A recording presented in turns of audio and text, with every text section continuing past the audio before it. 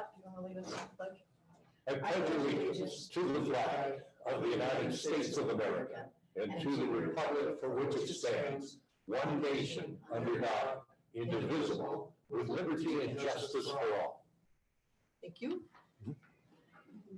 Calling the meeting to order, and our first order of business is for Mr. Graham. Oh, Consent agenda? Oh, Consent agenda. Hello. Sorry, let's do the consent agenda first. There's quite a few things on there. Madam Chair, Yes. one thing on the approved sign and assign a resolution number concerning the special prosecution. Yes. That resolution number is 2021-09. No other comments. Thank Madam you. Chair, along that line, explain to me, what is that? I think I know what it is, but the resolution concerning special prosecution, that's so when we have a conflict of interest, is that correct? Yes. So that another attorney, that's what I thought. I had it, someone asked me that the other day, and that's what I thought it was, so, okay. Yes, With and I that, haven't actually seen the resolution, It's in here. so, but in that, so it's a MOU, a resolution saying that we can, Yeah. okay. He's a different county attorney. So, Madam Chair, I move to approve consent agenda. Second. Moved and seconded to approve the consent agenda as listed. Any discussion? All those in favor, say aye. Aye. And you have to vote too. I did. Yeah. She'll have it as 3. You're right on schedule. Okay. Hello. Yeah, Thank you, Madam Chair. Thank you. I wanted to come in and speak with you all this morning, now that I kind of understand my role in the county a little bit more. As I told the Taos City Council last night, started this job 19 months ago, and I presented to them about 3 months in to my tenure. I didn't know anything then, and I still really don't know a whole lot now, but I know a little bit more. So thank you for taking the time to listen today. So this template came from my counterpart over in Campbell County, and he spoke a lot about the history of emergency management / Homeland Security, and then I kind of delved a little bit more into what I do on the day-to-day and the week-to-week. So, and I guess my little thing's not gonna work today, so that's all right. Push the button. Or I can't. Did this happen last night, Jack? No, I couldn't even show it last night. I couldn't hook it up. So the family tree for Homeland Security, emergency management, I won't read it all off to you. So disaster relief between 1803 and 1930. Congress approved over 100 pieces of legislation for compensation after a disaster. The Council of National Defense was created in 1916, and then it was reactivated in 1941 after being suspended at the end of World War I. And then the Reconstruction Finance Corporation was created in 1932 to lend money to banks after the Great Depression. And then it was also the first one with the responsibility for giving money to folks after a disaster. The Bureau of Public Roads in 1934 was given the authority to finance the reconstruction of roads after a disaster. So as you're kind of seeing, we kind of got a little bit of an ad hoc way of how disaster relief is doled out, depending on what the circumstance is. Flood Control Act of 1944 through the Army Corps of Engineers, and the Civil Defense Act that evolved from World War I and the 20s, which was eventually absorbed into FEMA, and it morphed into what we know as Homeland Security today. And most folks think of civil defense, they think of the MAD doctrine, mutually assured destruction during the Cold War. And then in the 1960s, the Department of Housing and Urban Development created the Federal Disaster Assistance Administration. So even more ad hoc ways. So locally here, I initially only went back to 1997 and did a little more digging in the archives. We had the Emergency Management Council, the Emergency Management Agency that was more of all the cities and towns, and the county kind of ruled emergency management by committee rather than having a precise person. But in 1997, Clark County and the governing bodies of Powell created the Park County Emergency Management Agency, which was overseen by the county commissioners. So defining emergency management, emergency, something beyond your ability to manage, and you need additional help or resources, which commonly involves danger to life, property, or the environment. Obviously, in my role, we're not talking about the day-to-day, the car accidents or the heart attacks or the fires in someone's home or business. We're talking about the bigger, larger scale events that affect more and more people throughout the county. And then management, the act of getting people together to accomplish a desired goal and objective. And then that includes planning, organizing, staffing, leading or directing, or controlling an organization or effort to an accomplished goal. And a big part of my job right here falls in this planning and organizing part, and then getting our staffing in place ahead of time. So again, going back to the family tree, I won't read it all off to you, but in 1979, FEMA was established, and that absorbed this whole list of agencies that provided federal disaster assistance, and then went even further, and then expanded by all these acts here. The most prominent being the Robert T. Stafford Disaster Relief Emergency Assistance Act, which is what we're operating under right now with the COVID, which allowed us to apply for FEMA funds to get the stuff in the courthouse that we got. And then in 2002, after 9/11, most folks probably remember, the Department of Homeland Security was created and absorbed all of these organizations under its umbrella, most notably being FEMA, Customs, U.S. Coast Guard, U.S. Secret Service, put them all under that umbrella for coordination through DHS. For us, notable events, June 14, 2005, my office was renamed the Park County Office of Homeland Security. And then in 2019, when I came on board, was transferred to the supervision of Park County Sheriff's Office. And later on, we developed a much cooler logo than we used to have. And then late 2020, we dropped Office of, and not necessarily by resolution, just because it's easier to say Park County Homeland Security instead of Park County Office of Homeland Security. And I say develop cooler logo, kind of tongue in cheek. Me coming on board was a rebranding of the organization. And I wanted something that was going to portray confidence in the community, not saying that cooler means better, but that folks can look to that and they can know help's on the way. They can know that they can have confidence in the organization. Not to mention, we just borrowed the logo from Lowe's, and so I thought we should have our own. So, from the Wyoming Office of Homeland Security. So my role in Homeland Security, I have a variety of programs that I oversee and keep an eye on, keep a pulse on, as well as a variety of things that I liaise with. Our CERT program, our Community Emergency Response Program, that we've seen a resurgence of in the last couple of years. Been helping with food distributions, flu vaccination clinics, and COVID clinics. And we meet once a month now, get together. We've been, they're starting to get to the point where they're self-sufficient, they're training themselves. They go through a 20-hour basic training course, which we did over the course of 3 weekends, starting in March of last year, and we were only able to finish up in November of last year. But they're a fantastic group of individuals who have been instrumental, you can ask public health, instrumental in getting the COVID vaccine out. I got a question. Yes, sir. You obviously have to have a cheat sheet somewhere of acronyms. Well, you know what FEMA stands for, right? Federal Employees Making Up Acronyms. So, yeah, exactly.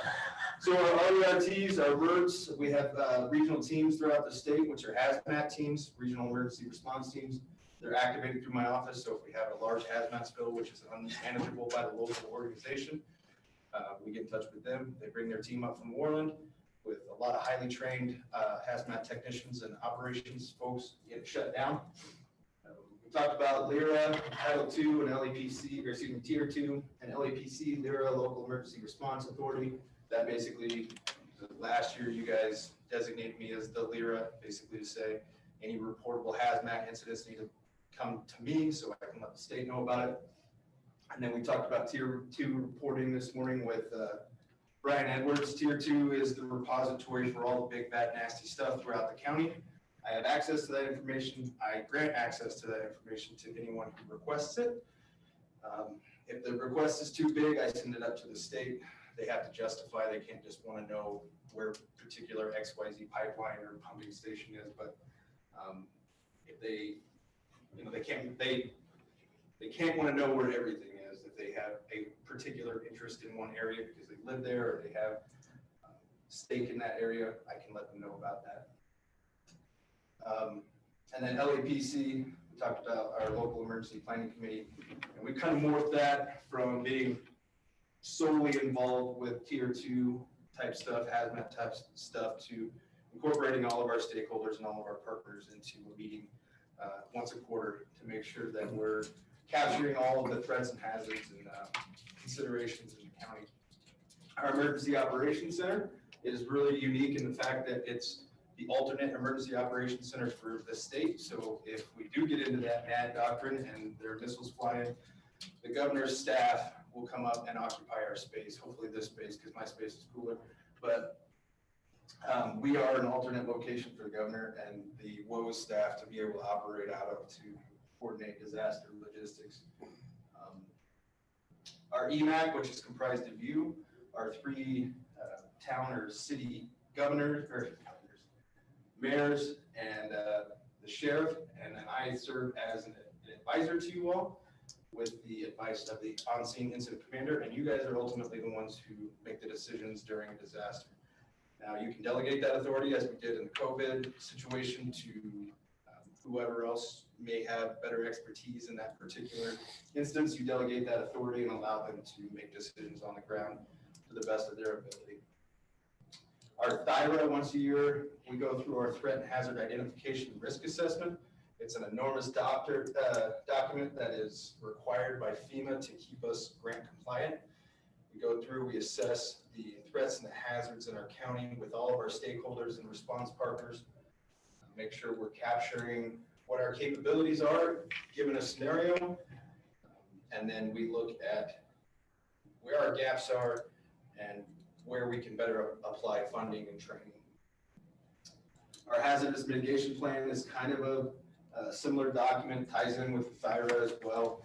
We're revamping the HMP right now. And what that does is it looks at things that aren't necessarily in the forefront of something that might happen. So one example I have from our current HMP is Stagecoach Trail. And we've talked about that. What happens if the tunnels go down? How are we going to get people from the west side of the mountain to into Cody?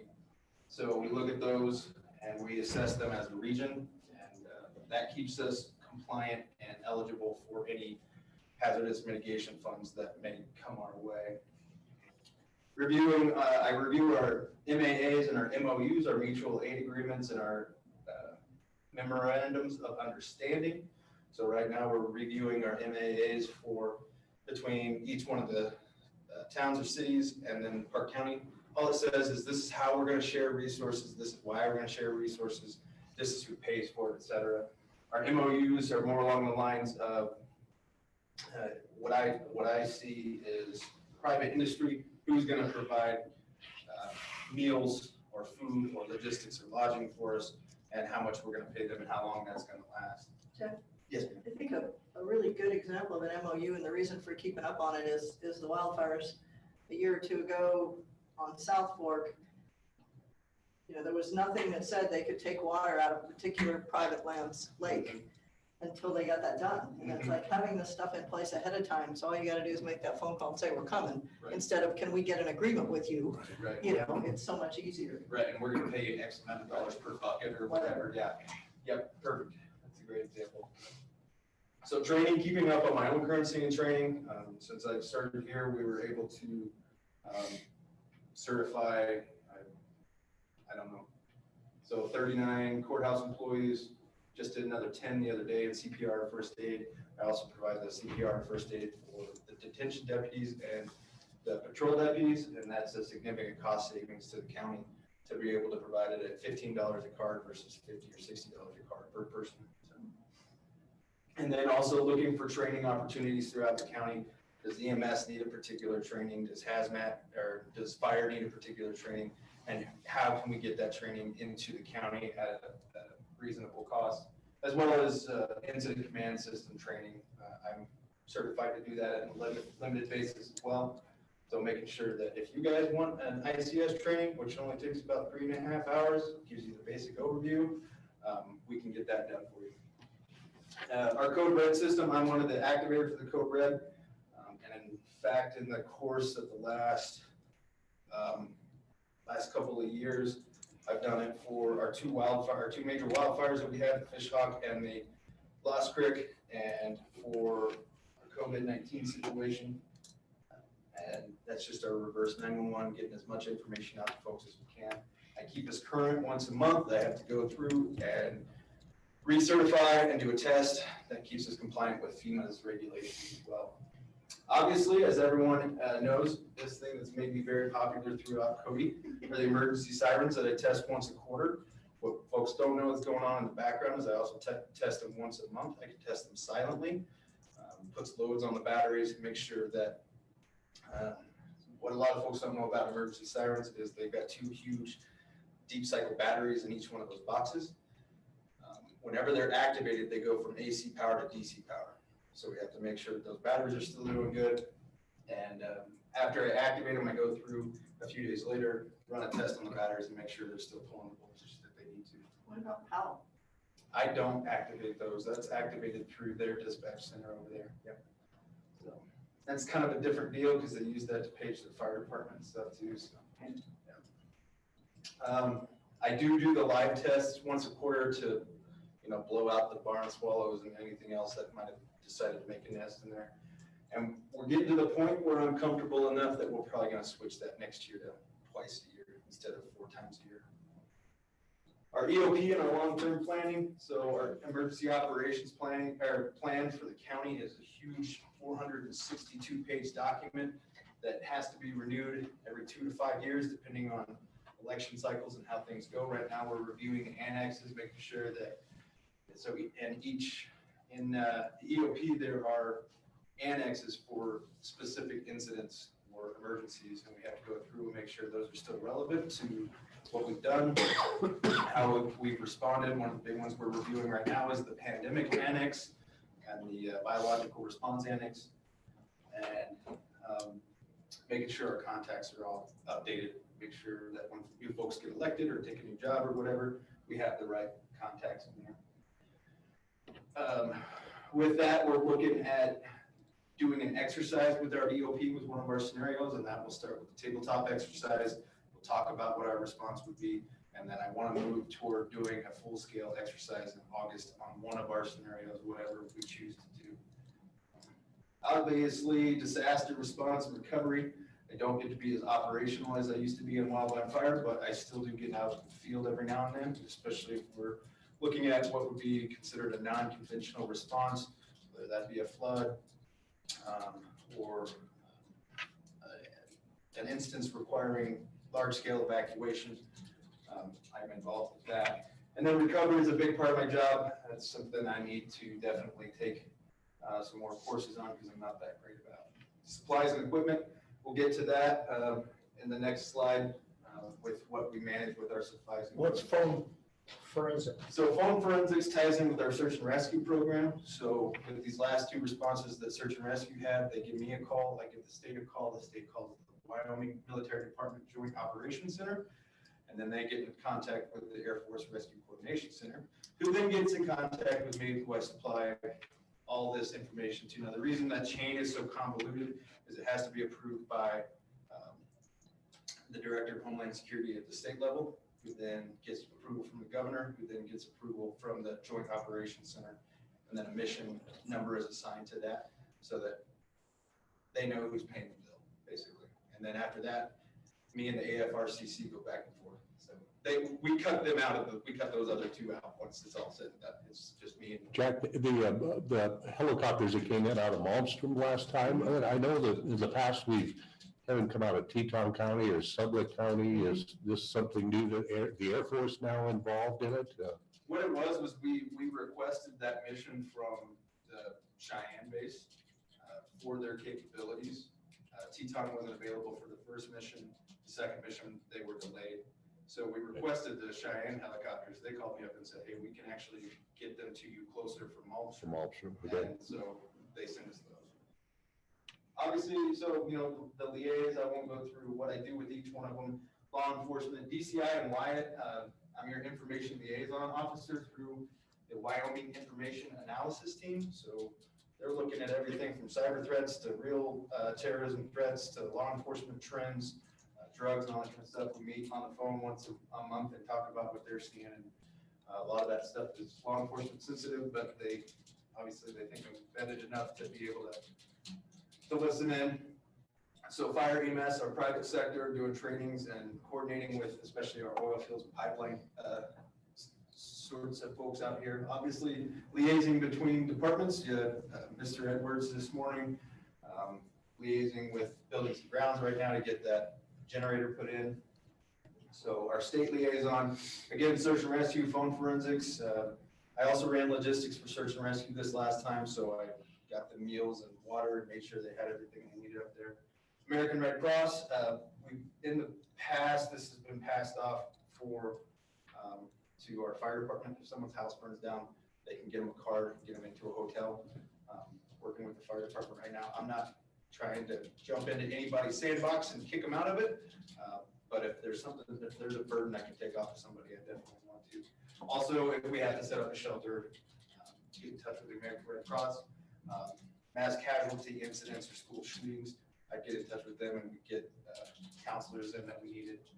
Liaising with our community emergency response team and other preparedness trainings that we can do to increase the presence and the preparedness of our community. The whole idea there is to reduce the amount of victims we have. More folks that are prepared, the less the government has to do in that instance. Coordinating with other jurisdictions, have a great relationship with our surrounding counties and down into Teton County. The other coordinators, we're always there to help each other out if we need to. We entered into that Wyoming inter-county mutual aid agreement back in 2019. So, you know, if Laramie County has a piece of equipment we need to borrow, it's already in place with that mutual aid agreement. Then the AFRCC tied into SAR, and then our federal partners as well was able to cooperate with the EPA to do some mercury remediation over Powell last month. As well as FEMA, obviously. Always talking with our FEMA partners through CPD, the Center for, I lost one. Anyway, CDP, the Center of Domestic Preparedness, and our bombing prevention office, trying to get some training up here for Coney Police Department for some bombing awareness and that sort of thing.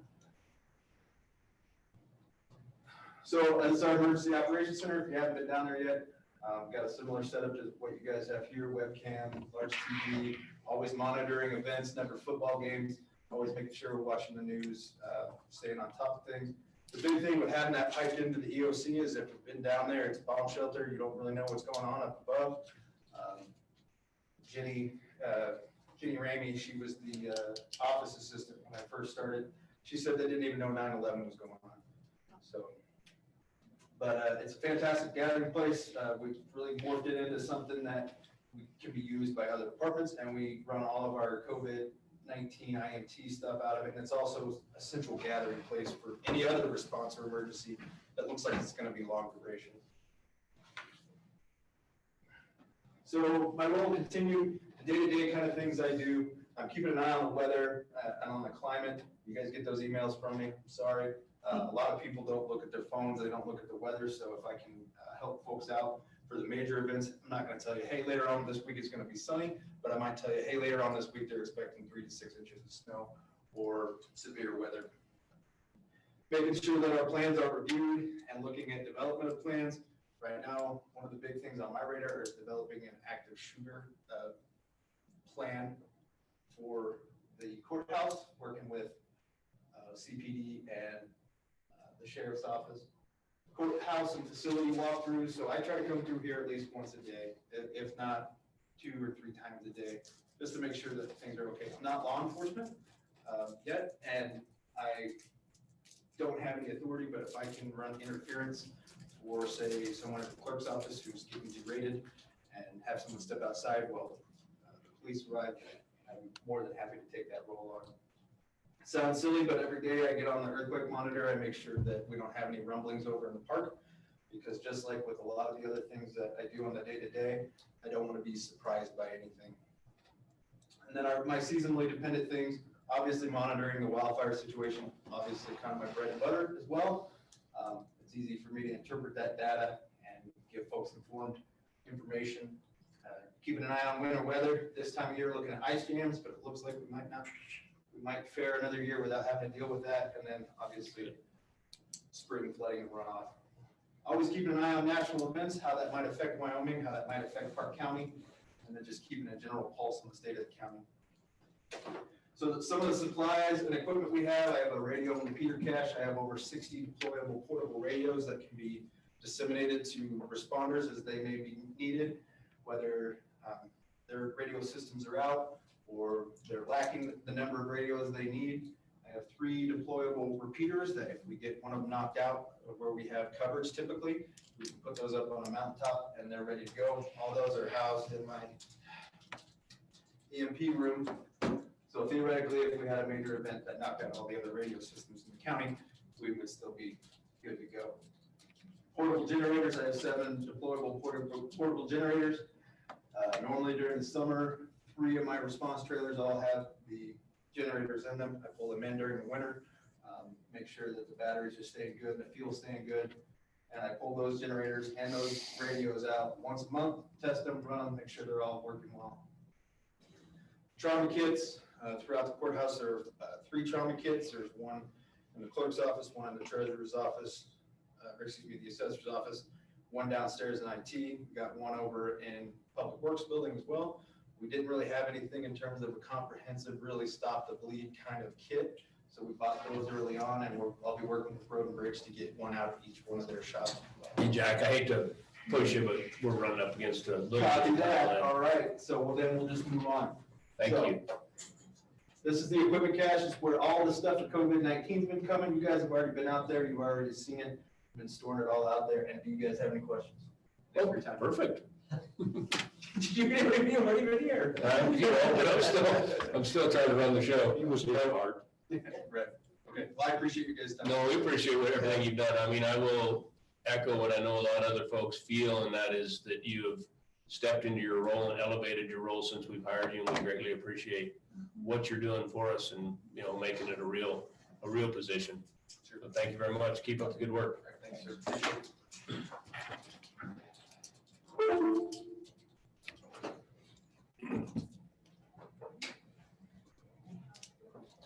Lot better presentation than when I was on House City Council. Well, I didn't know what I was doing. Just winging it. Oh, but there's no chairs. No, Good morning, Bobby. the chairs are movable, ma'am? They are? Ah. Wow, it's hard to- Yes, sir.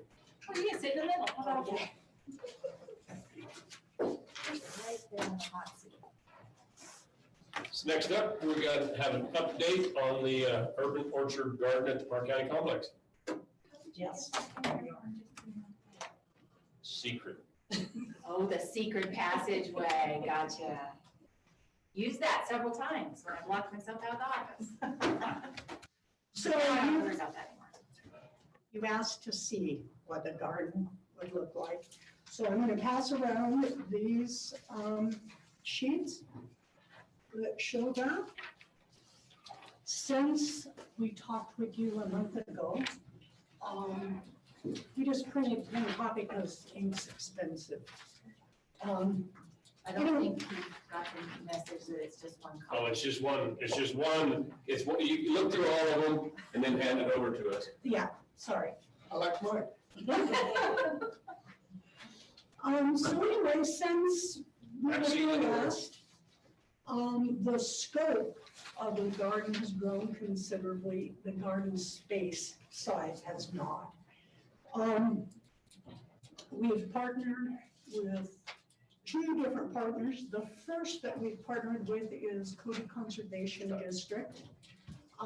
Because of the commissioner's generous gift of an office space for the district, we were able to hire a full-time employee. That employee will be helping us in this garden. They also gave the first grant of $2,000 to help us get it fenced. We can't pay rent, but we can be good renters. So our Conservation District employee Brittany Swoop is going to be part of that. Our second partnership is with the Park County Libraries. We're going to team up with them for the Kindness Project, a story walk, which I will let Karen talk about in a little bit, and also seed libraries. So for the garden itself, the vegetable garden will be fenced in.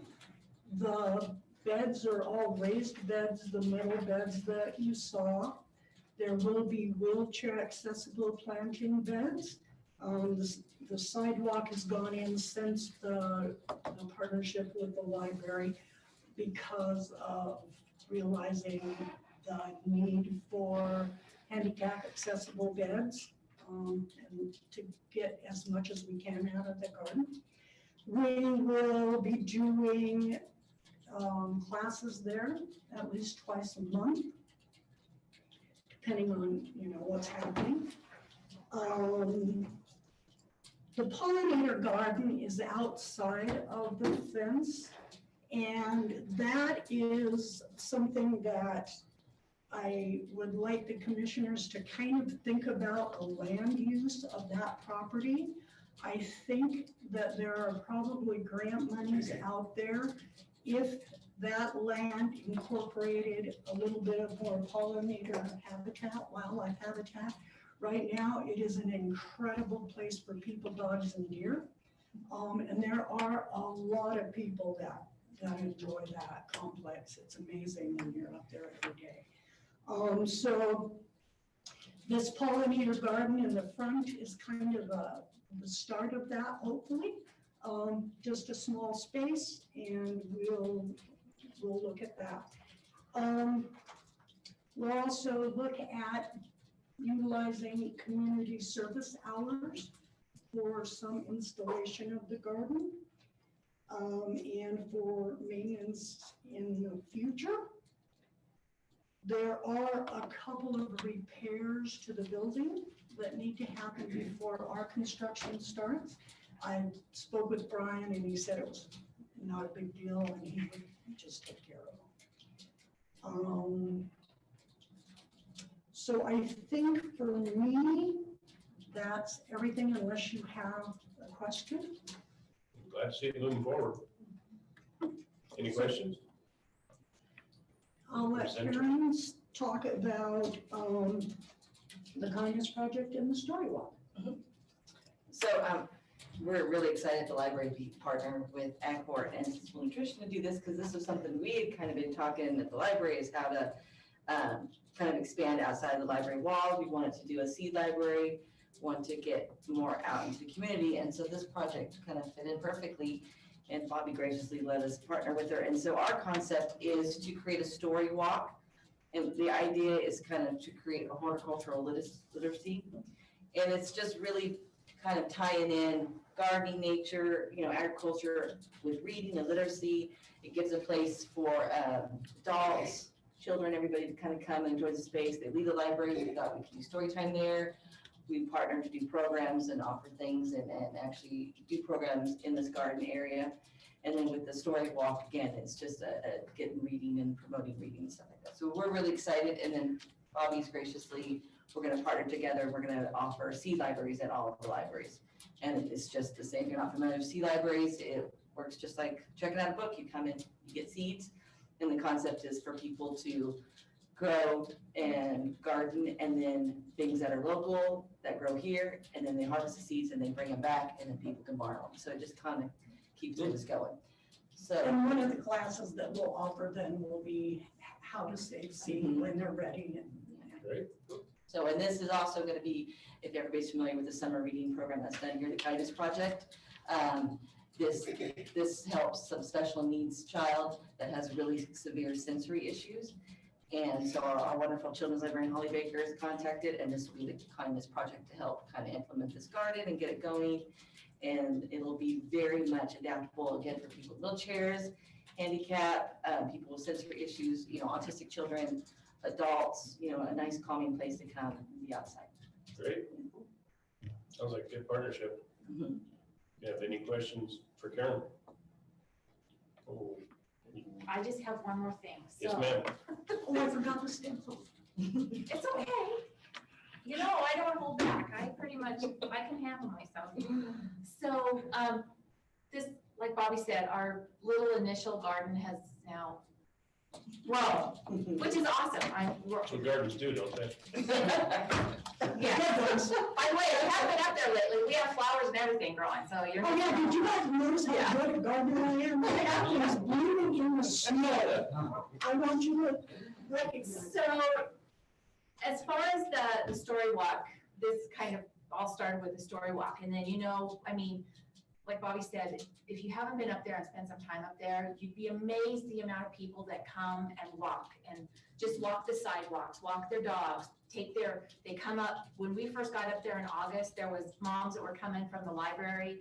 They, you know, their little guys had their bags of books, and they would come up and they'd walk by the ponds and, oh, look at the ducks, or, you know, and all this kind of stuff. So it's a very well-used property by the public. So anyhow, to go along with the story walk, I have access to some stencils that we can put down. And I'll just, I should have had these in some kind of order. These all won't go down, or go on the sidewalks, but I'm wondering if it's okay to paint these stencils or some of them on the sidewalks in between where the story, or along where the story walk is, so then the kids can be, so like there's a dragonfly, so then they would fly, you know, like a dragon. So it'd be a physical activity component put into that story walk also. I don't know if that's a decision we want to make today. I want to touch base with building grounds before we Okay. just run it by them. Sure, I ran it by Brian. I mean, we've been trying to keep Brian in the loop on all this, but he was worried that the paint would come off. Well, I'm gonna put paint down. It's not gonna come off, and we're not, you know, it's not gonna be like chalk where you're gonna have to go out and do it every couple weeks. It's gonna be a permanent paint that's gonna last hopefully for a year anyway, you know, so. But the stencils are free to me to use. They're down in our Bighorn County office. And so we've had good results with them. There's a lot of schools that put them on their playgrounds, and Head Starts have put them. And what I guess I'd like to see is exactly what it's gonna look like, not just this is what we might do. Sure, Is come show us, just like you did with this, yeah, exactly what it's gonna look like, what you're proposing, okay, putting on there, and then we can make a decision on it then. yeah, okay, all right. Well, thank you much. Yeah, well, like I said, it's, No, it looks good. I like all the ideas. Oh, and I did change the name. It's the Tim extension. French Community Garden. Yeah, I debated that for a long time.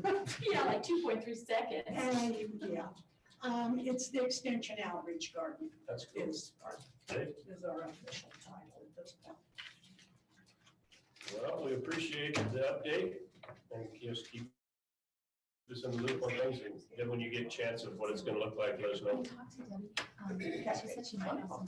I think we're gonna put hopscotch in the garden, so that'll Make that connection. be a good example. Okay. Thank you. We got about 5 minutes. So, Make a phone call. yeah, make a phone call.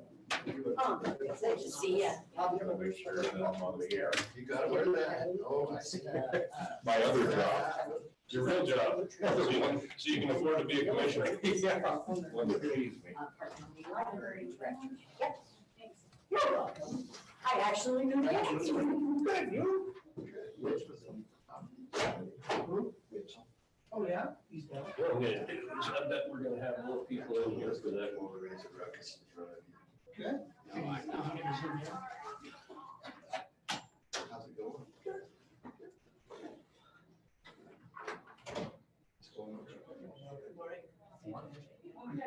No, I'm sure. I guess there was some conversations about not being able to see the presenters. For a while. They could only see the back of them and had no idea who was talking or whatever. So when? We're just trying to accommodate what we need to for now. Your moves, so you're gonna get it mounted. Yeah, he's over. Yeah. What you doing? Oh, yeah. I think right here. No, I know. Well, it takes a lot of time. It does. You know, he has a lot, so I don't know. Join that makes sense. Feedback. But the architect, but give my text about beauty. For the text about beauty show. Oh, yeah, yeah. I figure out where to But put I it. just- You know, Yeah, we use. Well, So I'm thinking of just kind of a low. Yeah, you know, I did mine. Mine was Johnny walked a by. black, almost like a sneaker. Decent. Head down and just turn it. I have no idea what you're talking about. Yeah. That's kind of what I'm thinking, just mostly. Fillmore Dew, Fillmore Dew is pretty good. Well, you know, I got what I needed, and I didn't need to. Yeah, you did. I just called Jack. I was gonna reply back to you when you talked about us moving back up into our room. Last I checked, for all my rooms. I gotta come out. Careful how you word stuff. I'll get a hold of you. Yeah, I think it See if should you're gonna be. be around. I gotta come out for. Our room.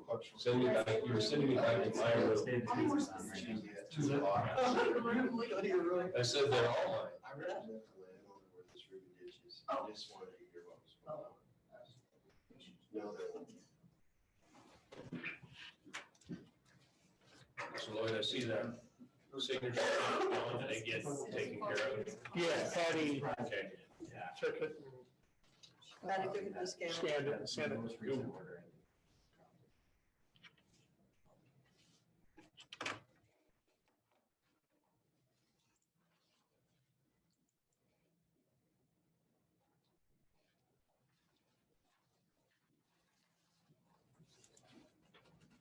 Morning, CJ, morning.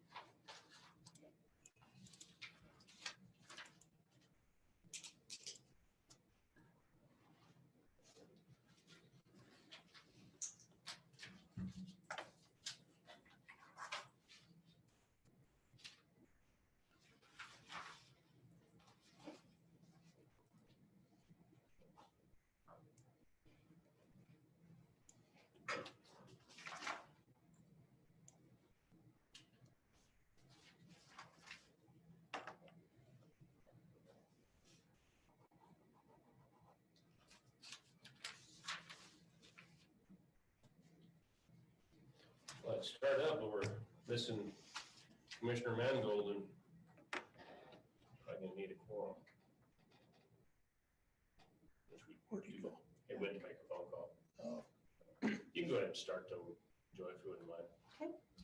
So I'm bringing before you the floodplain development permit application of Ruby Ditch, which is rooted on the River Ranch for a bank stabilization project. This particular application included a project design summary by Sage Engineering and a letter from the U.S. Army Corps of Engineers, which we received on February 1st, 2021. That information was provided as part of your staff report. This particular project has resulted from high flows in the Graybull River. The portion of the Ruby Ditch, approximately 300 feet, was damaged in the spring of 2017, which removed part of the ditch and degraded the ditch itself. The extreme gradient caused by the damages had cutted the ditch with a ditch invert nearly 200 feet upstream. The project, which has already been completed, involved necessary repairs to stabilize approximately 330 feet of the left bank of the river near Meeteetse. They used root wads, tow wood, and rock revetment to complete these repairs. The project included creating a stable slope above the bank stabilization efforts, as well as the installation of a pipe to replace the damaged portion of the Ruby Ditch. The Corps of Engineers limited the impact of this project to a maximum of 500 feet and provided authorization for the project under Nationwide Permit 13. Their response was included in your packet. The regulations that apply are the 2015 Park County Development Standards and Regulations, Chapter 4, Section 5A for Flood Overlay District. We are meeting the requirements of review by going through this hearing process. The site is located at 123 Highway 290. It's approximately 1/2 mile southeast of the town of Meeteetse on the west bank of the Grable River. The river is braided in this stretch and it is subject to seasonal fluctuations in water depth and velocity. The nearest existing accessory structures are 1,300 to 1,800 feet away from the site, both to the southwest and southeast. And the nearest residences are approximately 1,600 to 2,000 feet away to the southwest and the east.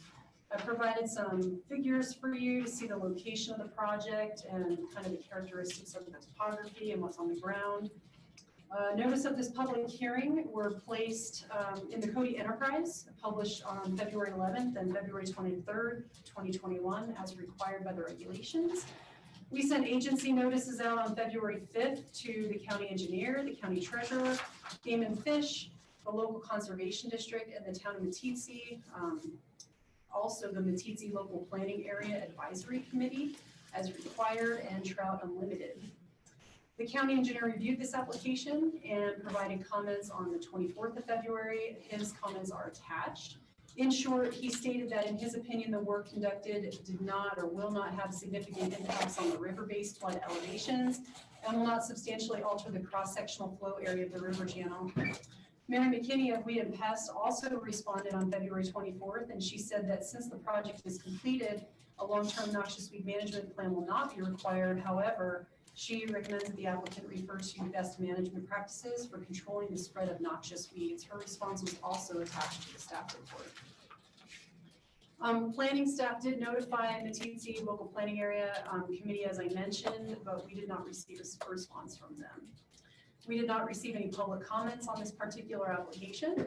And as you're aware, there are standards of evaluation and analysis that you must consider in approving or denying this type of permit. And so I'll go through those items right now. First is the danger to life and property due to flooding or erosion damage. The purpose of this project is to restore and stabilize a damaged stream bank southeast of the town of Meeteetse, thus discouraging lateral migration and reducing sediment transport. No danger to life and property expected to result from this project, and the work completed should not change the function of the channel. Number two, the susceptibility of the proposed facility and its contents to flood damage and the effect of such damage on the owner. The proposed project provides flood protection for the 100-year event and will protect the existing stream banks from further erosion. Performing repairs along this section of the river will help to protect real property from flood damage and the effects of such damage on the owner. Number three, the danger that materials may be swept onto other lands to the injury of others. Proper project design and material installation should prevent further damages and dislodgement of materials. Number four, the compatibility of the proposed use with existing and anticipated development. The materials used to repair the stream bank are compatible with existing and anticipated development. Number five, the safety of access to the property in times of flood for ordinary and emergency vehicles. The proposed project will not hinder the safety of access to this property in times of flood. And access to the property from Highway 290 was not impacted by the project work. Number six, costs of providing governmental services during and after flood conditions, including maintenance and repair of streets, bridges, and public utilities and facilities. This proposed project will not impact public streets, bridges, or utilities and facilities. The project will not have an impact on the cost of providing governmental services during or after flood conditions to such infrastructure. Number seven, the expected heights, velocity, duration, rate of rise, and sedimentation of floodwaters. Most of the earthwork involves balancing of native cut and fill material. Imported materials were estimated at 600 cubic yards. When considering the materials lost due to erosion during flooding, it's apparent that the cross-sectional flow area of the river was not substantially changed, therefore no change in expected heights, velocity, duration, rate of rise, and sedimentation of floodwaters should occur. Number eight, necessity to the facility for a waterfront location. Obviously, it's a waterfront location to manage erosion, and to do the work, it needed to be in the floodplain. Number 9, the availability of alternative locations not subject to flooding or erosion damage. Again, the purpose of the project is to manage the flooding and erosion damage, and the stream bank is in the floodplain, and you can't do it anywhere else. And number 10, the relationship of the proposed use to the land use plan. The 1998 land use plan specifies the county will regulate building in the floodplains, maintain a balance between human needs and protection of the environment, and enforce existing laws on the river channeling and river work. Regulation and enforcement of existing laws of the floodplain is met with this permit. Your review is intended to balance the impact of property and environmental protection. Staff recommendation, I recommend your approval of this particular application with the following conditions. Number 1, this floodplain development permit applies only to the repair and stabilization of no more than 500 feet of the left bank of the Greenville River along the property addressed as 123 Highway 290, Meeteetse, Wyoming. Number 2, this floodplain development permit is valid for 1 year from the date of approval. Number 3, county personnel may do site visits should additional work related to this permit be conducted within the time allowed to complete construction. Number 4, the applicant shall notify me, the floodplain administrator, if additional work related to this permit is conducted and provide photographs showing pre and post work conditions. Number 5, any additional structures or development in the floodplain that are not expressly covered by this permit shall require a separate floodplain development permit. And number 6, the applicant shall otherwise comply with Park County development standards and regulations. Provided a couple of before and after photos that the engineer gave us for this particular project, and I'm here to answer any questions you might have. Real quick, was this, did I hear you right, was this a public hearing? Or Yes. Yeah, it wasn't, was it noticed out as a public hearing? It was noticed as a public Okay, hearing. I thought it should have been, but it wasn't on my agenda as public. But that's, it is a public hearing, Oh, I so think it said public hearing. not on my agenda. Oh, it did before it was moved. That's okay. No, it's a simple thing. We're good. No worries. No harm, no foul. So being a public hearing, do you have any questions? Does commissioners have any questions for staff? Anything from public? Do I need to stand here or do I need to go up there? It'd be great if you go up there and state your name for the record. My name is Joey Dara. I'm an attorney from Powell, and we know most of you. I'm here on behalf of Rooted on the River Ranch LLC. That is the property owner affected by this ditch. The ditch is actually owned by the Rocking Bar Ranch LLC, and I just wanted to ask for clarification. The staff report indicates that the applicant and the permittee is Rooted on the River Ranch, and it actually needs to be corrected to be the Rocking Bar Ranch LLC. We'd ask that the record be corrected for that. Otherwise, we don't have any objections or issues related to this project or the permit. Thank you for clearing that up. It is correct. The application does show Rocking Bar Ranch. That's, thank you, Joy. Any further public comment? Mr. Chairman, I move we close the public hearing. Second. Moving second to close the public hearing. Further discussion? All those in favor? Aye. Okay. Mr. Chairman, I'd move to accept permit number 1-21, floodplain permit with correction of the titlement to Rock and Bar LLC as opposed to Ruby Ditch. Is that correct? Rocking Bar Ranch LLC? Yes. Yes. Okay, is there a second? Second. Moving seconded. Further? Yes, I have discussion if I'd like, if I could. Discussion.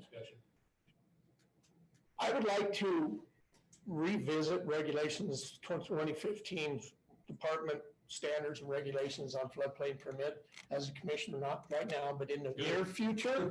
Just simply because we've spent, planning and zoning has spent, I don't know how much time putting together a 30-page document on something that's already been done. It's been approved by the Army Corps of Engineers. I've made a call to this state engineer's office, and because of Wyoming water law and the repair of this ditch, I don't think we really could say no.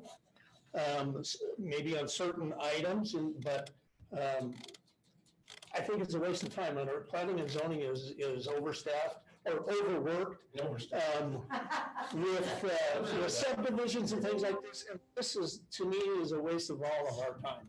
Nope, I think it's one of those issues we addressed during the land use plan as part of, regulations amendments. I know it's one of those things that we're addressing. But, you know, I agree. I think there should be an easier way to do this. Further discussion? All those in favor? Aye. Opposed? Motion carries. Thank you.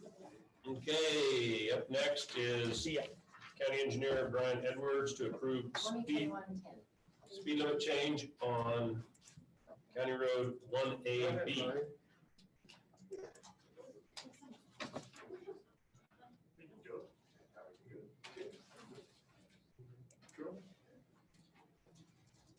Thank you, Brian. Thank you. Got some visuals to help Of course you. explain. Pictures, Pictures, that helps with us that can't read. help me, I know that.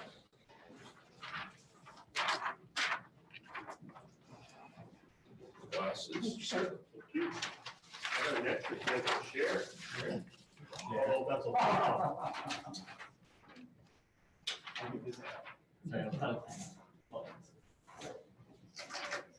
All right. First trick is figuring out which way north is on your picture. Go by the number. The state highway is on the right, that red and white dashed lines, about to kind of tell you the lower right-hand corner. That's the Belfry Highway.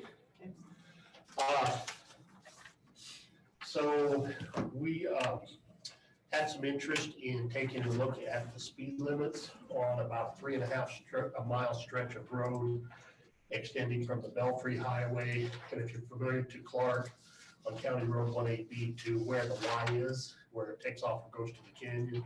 So that stretch of road, a good portion of that road has been historically signed at 65 miles an hour. A couple of landowners that live along that route have expressed concern about that being a high level of speed. So we took a look at that with that stretch of road. And you can see with the draft declaration on the speed limit, we looked at both accident data and traffic count data. And I apologize, some of our 2020 data from down in that area has some errors in it, so it wasn't very helpful. So the most recent traffic data we have is 2017. But anyway, starting with the state highway, you can see that, starting with the state highway and heading west, approaching that first turn, you can see that we've had in 2017 about 540 vehicles per day, the average speed of about 45 mile an hour. And then as you know, in speed studies, that 85th percentile speed is pretty important. And you can see that's about 52 miles an hour with a top speed of 76. Then as you go through, and the number of accidents, one accident in the last 10 years in that stretch, go through that curve. There's been 2 accidents on that curve that comes up. And you can see average speed of about 49.2 miles an hour, 85th percentile speed 56, with a top speed of about 75.9 miles an hour. Then you get into kind of a long straightaway, which is a couple miles that goes past Bun Lane, or let's see. Yeah, it goes past from Bun Lane, past Till Road, and to that next curve. And again, about 540 vehicles a day, average speed of about 57.7 miles per hour, that 85th percentile speed about 66. And that's why in the past, I think that was been justified as being a 65 mile an hour, because that 85th percentile speed is about where that sits at 65 miles an hour. You see that top speed of 91 mile an hour, and there have been 7 accidents in that stretch of road over the past 10 years. Keep it on going past or through that curve, didn't have any data there, but then going up, approaching that Y intersection, there's no speed limit signs in that stretch of road. The average speed's about 55 mile an hour with an 85 percentile speed of 63 miles per hour, which is pretty quick, but there's a lot going on there at that intersection, which is kind of a strange intersection. So based on the information that we have, our recommendation is that we do put a set of maximum speed limit of 55 mile an hour And again, that kind of goes contrary to the speed data, but it's based on the number of accidents, the amount of traffic. That is a lot of traffic. It is an old state highway. It's kind of the way that highway is constructed. There are some hills and curves. So we recommend a maximum speed limit of 55 miles an hour. We would like to have a transition zone from the state highway through that first curve of 45 miles an hour going both directions. That would help transition coming through the curve and then slowing people down as they approach the state highway. And then we would also recommend at that curve, the tangent to the, or right there at that wide intersection before you get to that point, slowing traffic down a little bit to 40 miles an hour as you approach that wide intersection. And then as you turn and go through that, as you head towards the canyon, it goes back to 55, but then you can see you got the school there headed on 1AB with that speed limit of 45 miles an hour plus, curves and blind areas. So I think it makes sense to transition that speed down to at that wide intersection.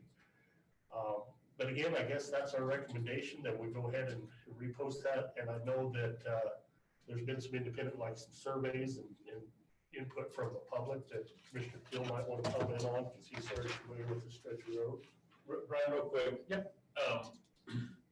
I'm guessing that this went to 65 mile an hour when all of the states, the speed limit went up. And then so it was just automatic. There was no study done to say 65 works. It was just when the speed limits went up, they went up everywhere.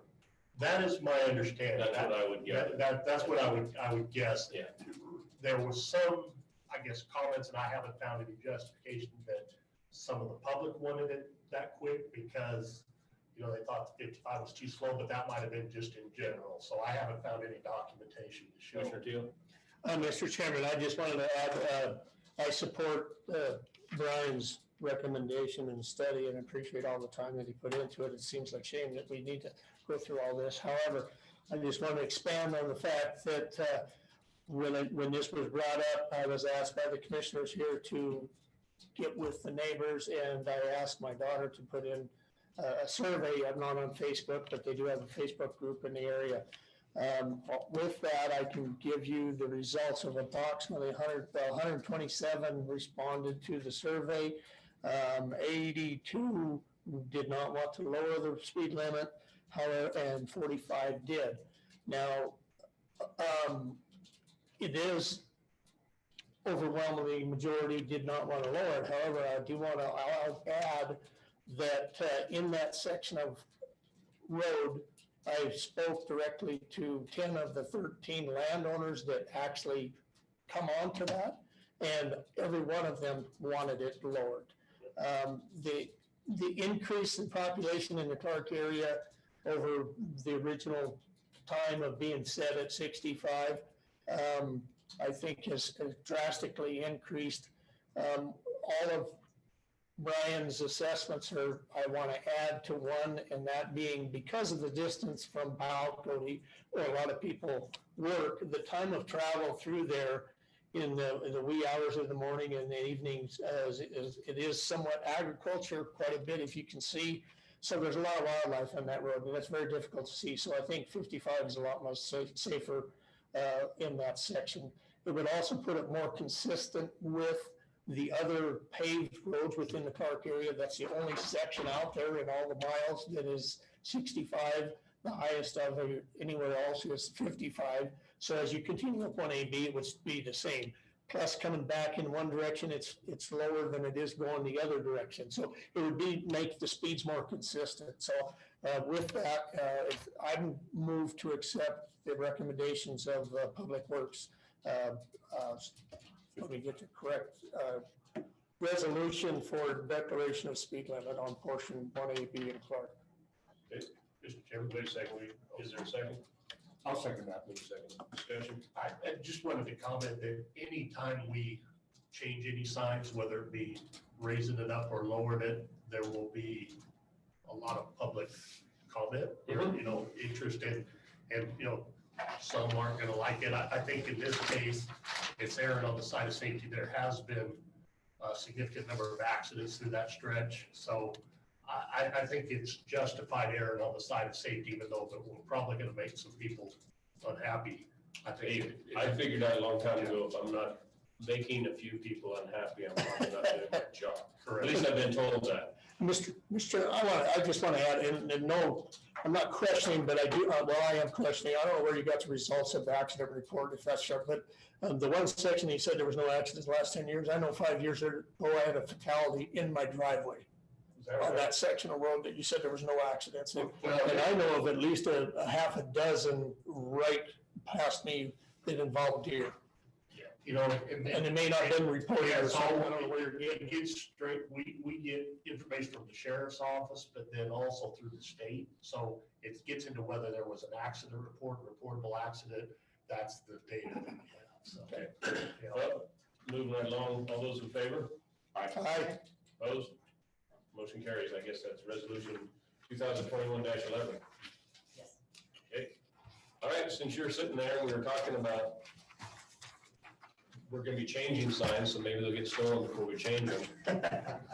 But we've had a rash of sign stealing, and we're trying to get a handle on it, and we're here to consider offering a reward for information that would lead to the arrest of the person or persons responsible for stealing our signs. It's turned into quite an expense. You want to roll with it a little bit, Brian? Yeah, just to kind of build to that, it's been, say, since, maybe COVID, but since last spring, this last year has been just out of this world in terms of the number. I mean, you always have little vandalism, people shooting at signs and things like that, but this past year has been just crazy, the amount stepped up. So, and we've been working closely with the sheriff's office to try to come up with who those individuals are, whether it's, youth or just random acts of violence or what it is. Sometimes it's just running over the signs for fun, seeing if they can push them over. And then sometimes it's stealing them, but it'd be nice. And the sheriff's office does have some things in the works, but it would be nice, I guess, to know whether we have that as a tool in our belt or arsenal to be able to offer that to help offset some of our expenses that we have to Mr. repair. Chairman, but the last I talked to the sheriff, there was a person of interest, and this was a few weeks ago. Has there been a decline at all in the last couple of weeks of the sign damage? There has been. I think we're attributing a lot of that to probably the weather and the way things were going. So the last week or two, we have not seen signs. So I'm not saying that we need to do something right now, but we just like to be able to have that. And the sheriff would like to have something in his arsenal that if that picks back up and just for the things that have happened, because there has been quite a bit since the first of the year. What kind of dollar amount are you thinking? I guess I was thinking 500, something like that, Well, person to person. given that, I'd entertain a motion that we allow the Road and Bridge Department to offer a reward not to exceed 500. Second. Okay, move second. Further discussion? And open to suggestions on whether you think that's high or low, or would get that interest. Well, where we're at right now is you can go up to 500, so Yeah. kind of leave it into your discretion. Mr. Chairman, there would be an opportunity too for other entities to add to that reward program as well. So whether a business wants to do it or private individuals want to do it. Further discussion? All those in favor? Aye. Motion carries. Thank you. Great. Back on track.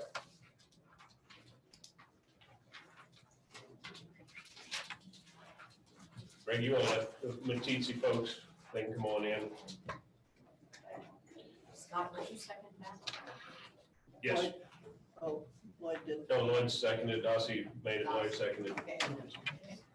Next up, we have discussion on combining the town of Matisse Planning and Zoning Commission with the Matisse Local Planning Area Advisory Commission. Marietta, thank you for coming along, coming down.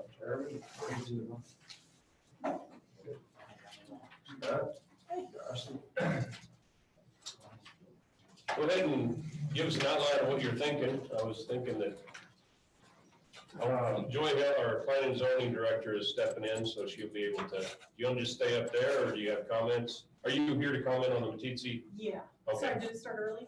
We did. Okay. I got us back on track. Essentially, what we're proposing is to combine the municipal planning and zoning commission with the local county planning area commission. The resulting committee will be a single committee comprised of 6 individuals, 3 from out of town and 3 from within the city limits. The chairmanship will be rotating as per the business before the commission.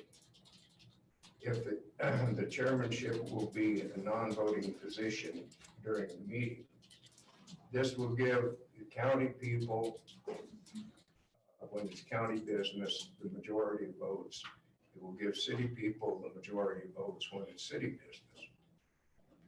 The reason for this is in the past, as you probably know, we've had considerable trouble keeping interest alive in the county end of the commission. And the fact that we're constantly trying to fill positions on that and the distance, trying to keep this thing going. And my goal in this is to get a commission that works to give recommendations to the Board of County Commissioners regarding all things local in Matisse. The only recommendations that will be forwarded to the board will be those that actually concern items in the county. We won't trouble you with the city things, but basically that's our system. So, Marietta, have you guys, and I'm sure you've, it's slow in here, but have you looked at the mechanics of how this would be accomplished? Yes, we have. Okay. We have submitted a set of bylaws for this commission. It came over here, I believe, in 2018 and went to the county commission at the time and then it was sent to the county attorney's office for review. Love the speed of government. Joe, would you have any comments on this?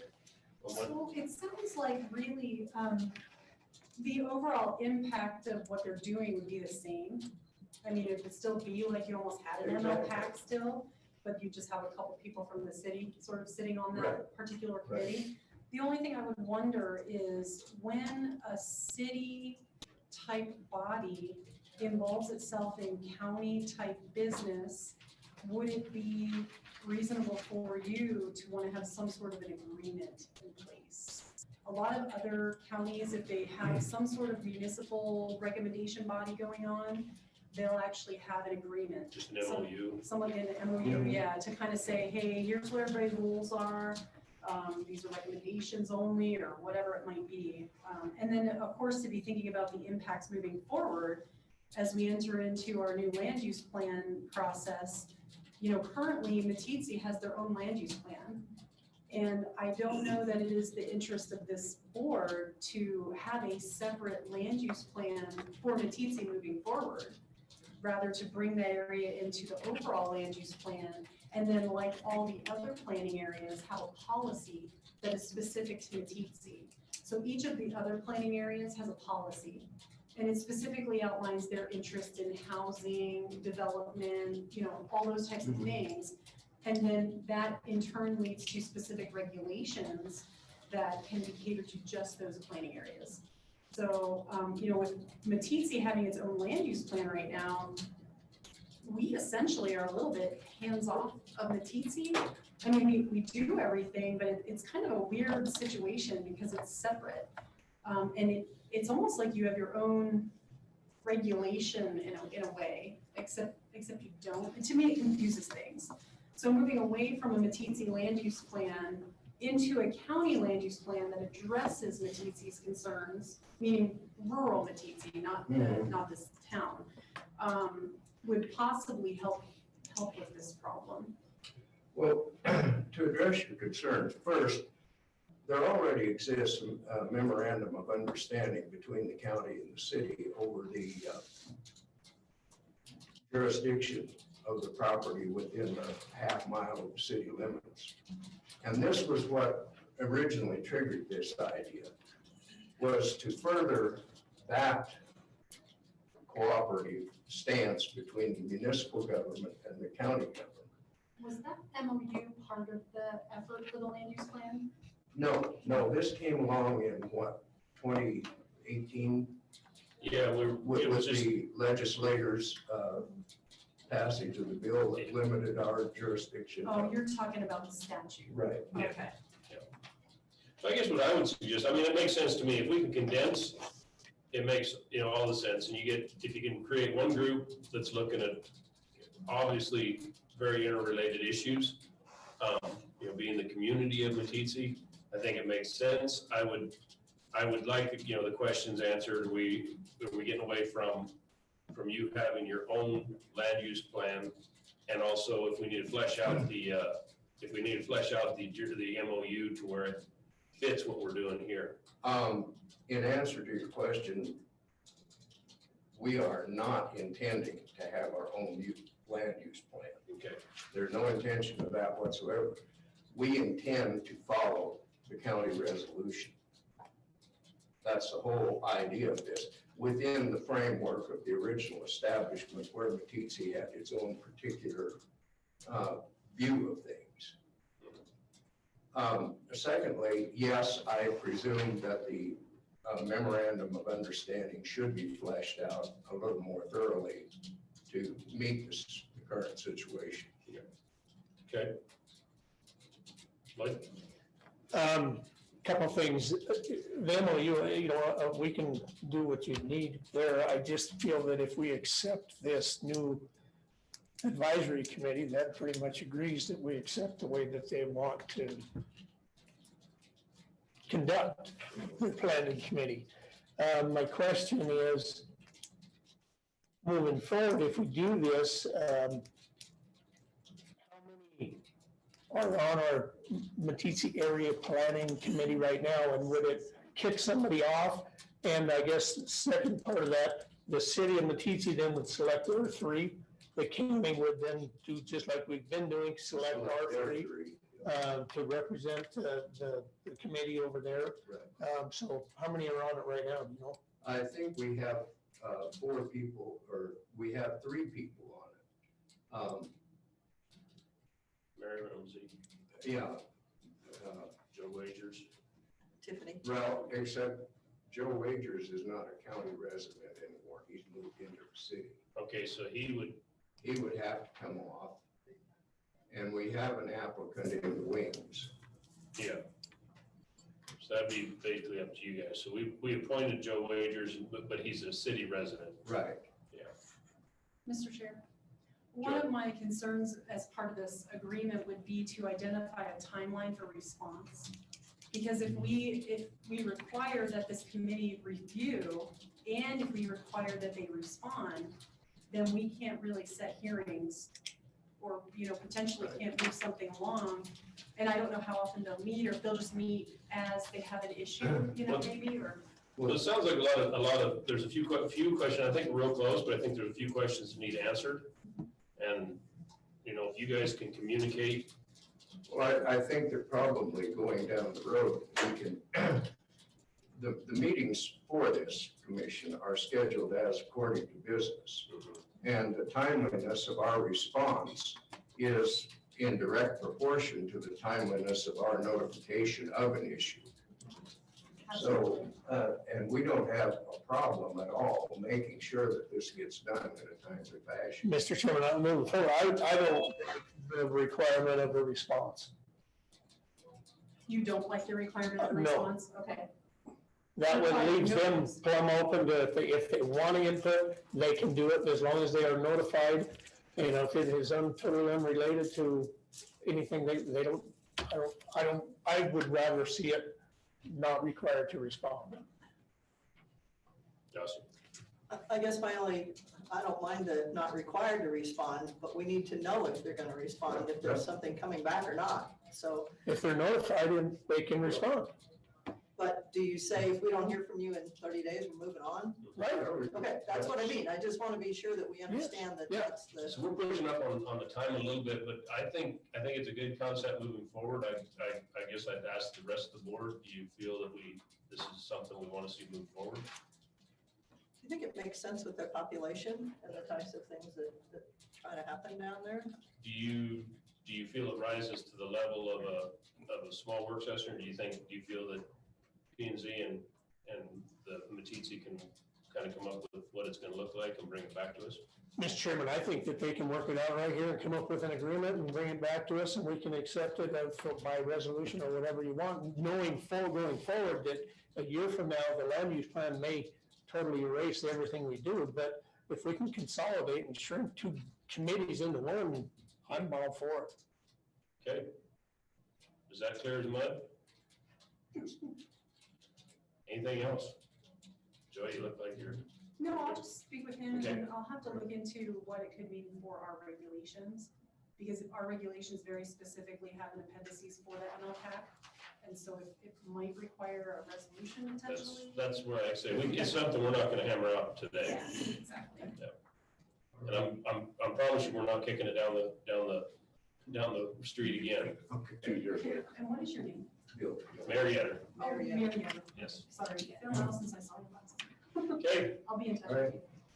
you. thank you, Mayor. Thank you. All right, here comes the fun part. There's a fun part coming. Oh, yeah. Come on in. Yeah. Lloyd said it's always fun. He's out there shaking his head no. Find a chair. If we don't have enough chairs, we'll bring them in.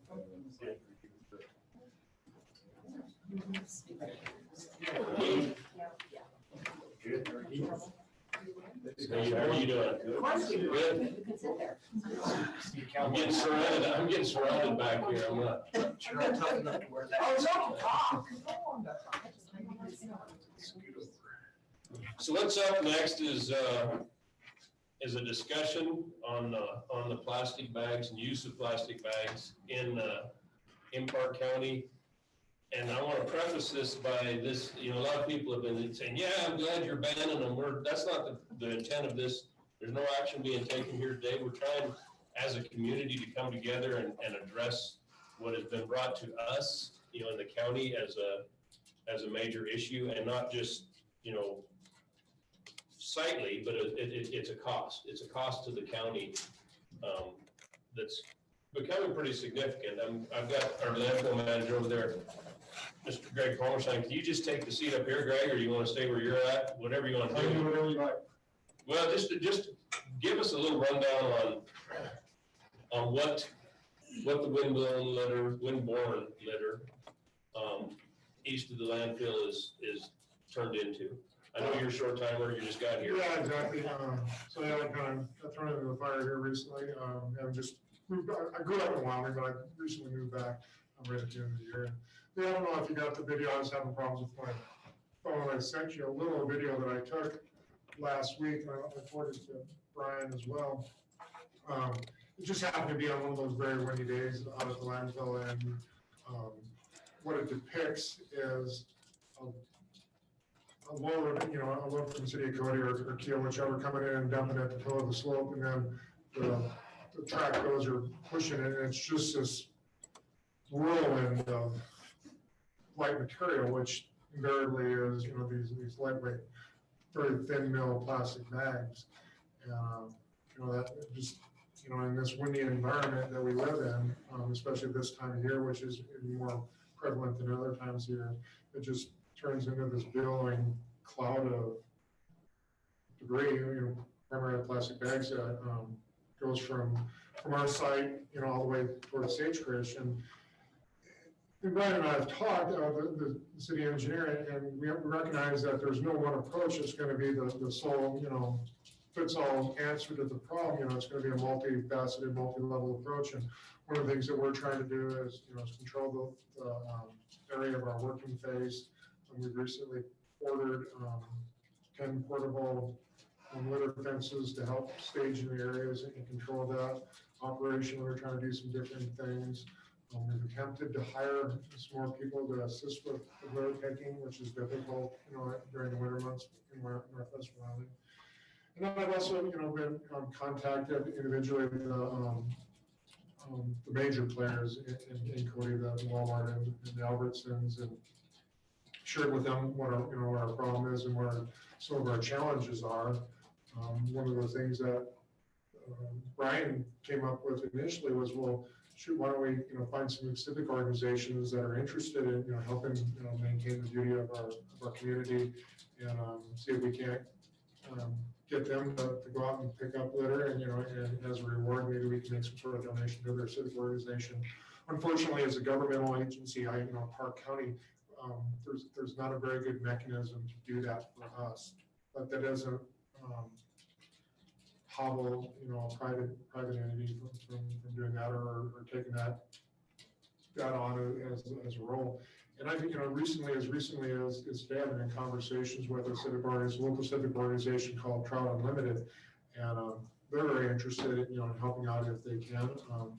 And that was what they were looking to do is, you know, well, what if we came out and picked up, you know, some trash, you know, on a day or a couple times a year, to make some sort of donation to our group to help out. And, you know, that's where I explained our, you know, our challenges, and you know, provide them with the information to contact the other organizations within the community that maybe want to do that, make a donation, and work, you know, kind of in concert together to help address the problem. So can you tell the group, what is the volume? Is it, can you determine when we have the litter pickup out there along the highway and on out into, you know, BLM and Sage Creek area? What is the volume of that, of the lightweight shopping bags, and what's our cost? You know, Sandy probably could help me out with that. Sure. I know last year when we were looking at this not that long ago, I think it was just shy of 900 bags that are, you know, so in the summer months, you know, during the more clement months of the year, we try to hire, you know, a litter crew that works on a provisional part-time basis as weather permits during the summer. And I know they picked up just shy of 900 bags last year, working from about the mid-September timeframe, and you know, came across, you know, a number of snakes and other things, you know, during that period as well. But yeah. Of the bags, and Sandy, maybe you can chime in. What's the volume relation? You know, what's the percentage of that volume that would probably be the 843 60-gallon bags. That's, I don't know, what would you say? I'd say, I think he's looking kind of percentage of plastic bags. of the lightweight plastic? How much of those 843 bags are? You know, so it's a combination of plastic. That's all plastic. With a little bit of paper, but the lightweight paper tends to get eroded in the environment. And what's a ballpark cost on what that, the cleanup out there cost the county? I think we budgeted a little over $20,000 last year for the litter pickers, you know, just for this temporary crew. Recently, as you're aware, that you know, we sent out a purchase order for the portable litter screens at a cost of approximately $60,000. You know, so we're stepping up, and again, I mean, I don't know that the $20,000 figure as far as the labor force is applicable this year, because we've recently tried to bring back some of the litter pickers, so we're going to be trying to operate over a much longer period of time than we did last year. So the costs are, you know, ever increasing.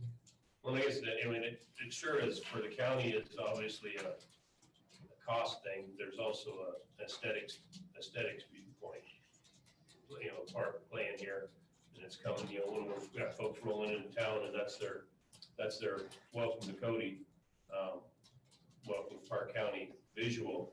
And so I guess the reason I wanted to see this, and several people wanted to see this, I'm gonna blame it on former Commissioner Hall, because as I know this was a pet peeve of his, it's a pet peeve of mine too, is how do we get this? How do we work this? What can we do? What can we do as a community? And that's what I wanted the players that, that have it. I mean, Walmart manager John Dixon is here with us. And John, do you have an idea? I'm sure that, I know plastic bags have been banned in other communities, and Walmart's been in other communities. And so do you have an idea how that impacts your stores? So, right now, our company is doing a test in Vermont. They're going backless in several of the stores. So they don't have all of the statistics of that yet, but they're gonna take that information that they gained there and then implement that nationwide, or at least in other areas for sure. Currently Walmart, at least in the back side of Walmart, not so much the bags that we're talking about, obviously, but we recycle as an entire company over 80% of our stuff. So we reduced what we take to the landfill, probably about 10, 12 years ago. We actually eliminated one of our compactors that used to go to the landfill, at least once a week. And now we take the one that we do have, maybe every 10 days instead of, we used to do 2, once a week at least. And so we're doing what we can at this point, but I realize, we realize that, this is a lot bigger issue. We implemented to try to get people to use, reusable bags, which, that's in and of itself an expense, but some of this we want to make sure that as the customers, it's all our community, that we can do what we can to, make it as convenient for them and as cost effective for them as well. But what they found so far in those areas where, they do go bagless, and in Mexico, they've actually, I think 72% they've gone bagless there in Mexico as well. So there's a lot of that, I think it's coming for all of us eventually, but what we do and how we do it and how we go into it, I think will be very, very important. We're here to help support and do what we can. And when you say a store goes bagless, is that 100% no distribution of the lightweight plastic bags, or so that's what they're attempting to do in Vermont right now, where they, and then if customers want to bring in their own bags, or just take it in their shopping cart and load it in the back of their car from the cart itself. So it's really easy for the folks on the street say, well, all right, just eliminate them. What does that look physically, logistically for your store? And I'm assuming could you state your name, sir?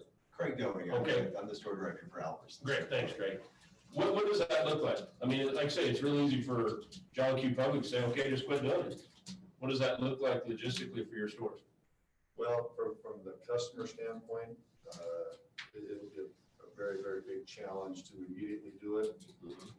We've done over the years many, many campaigns, if you will, for people to use reusable bags, or to even buy them at 50 cents a bag, and you can use them many, many times before you have to dispose of those.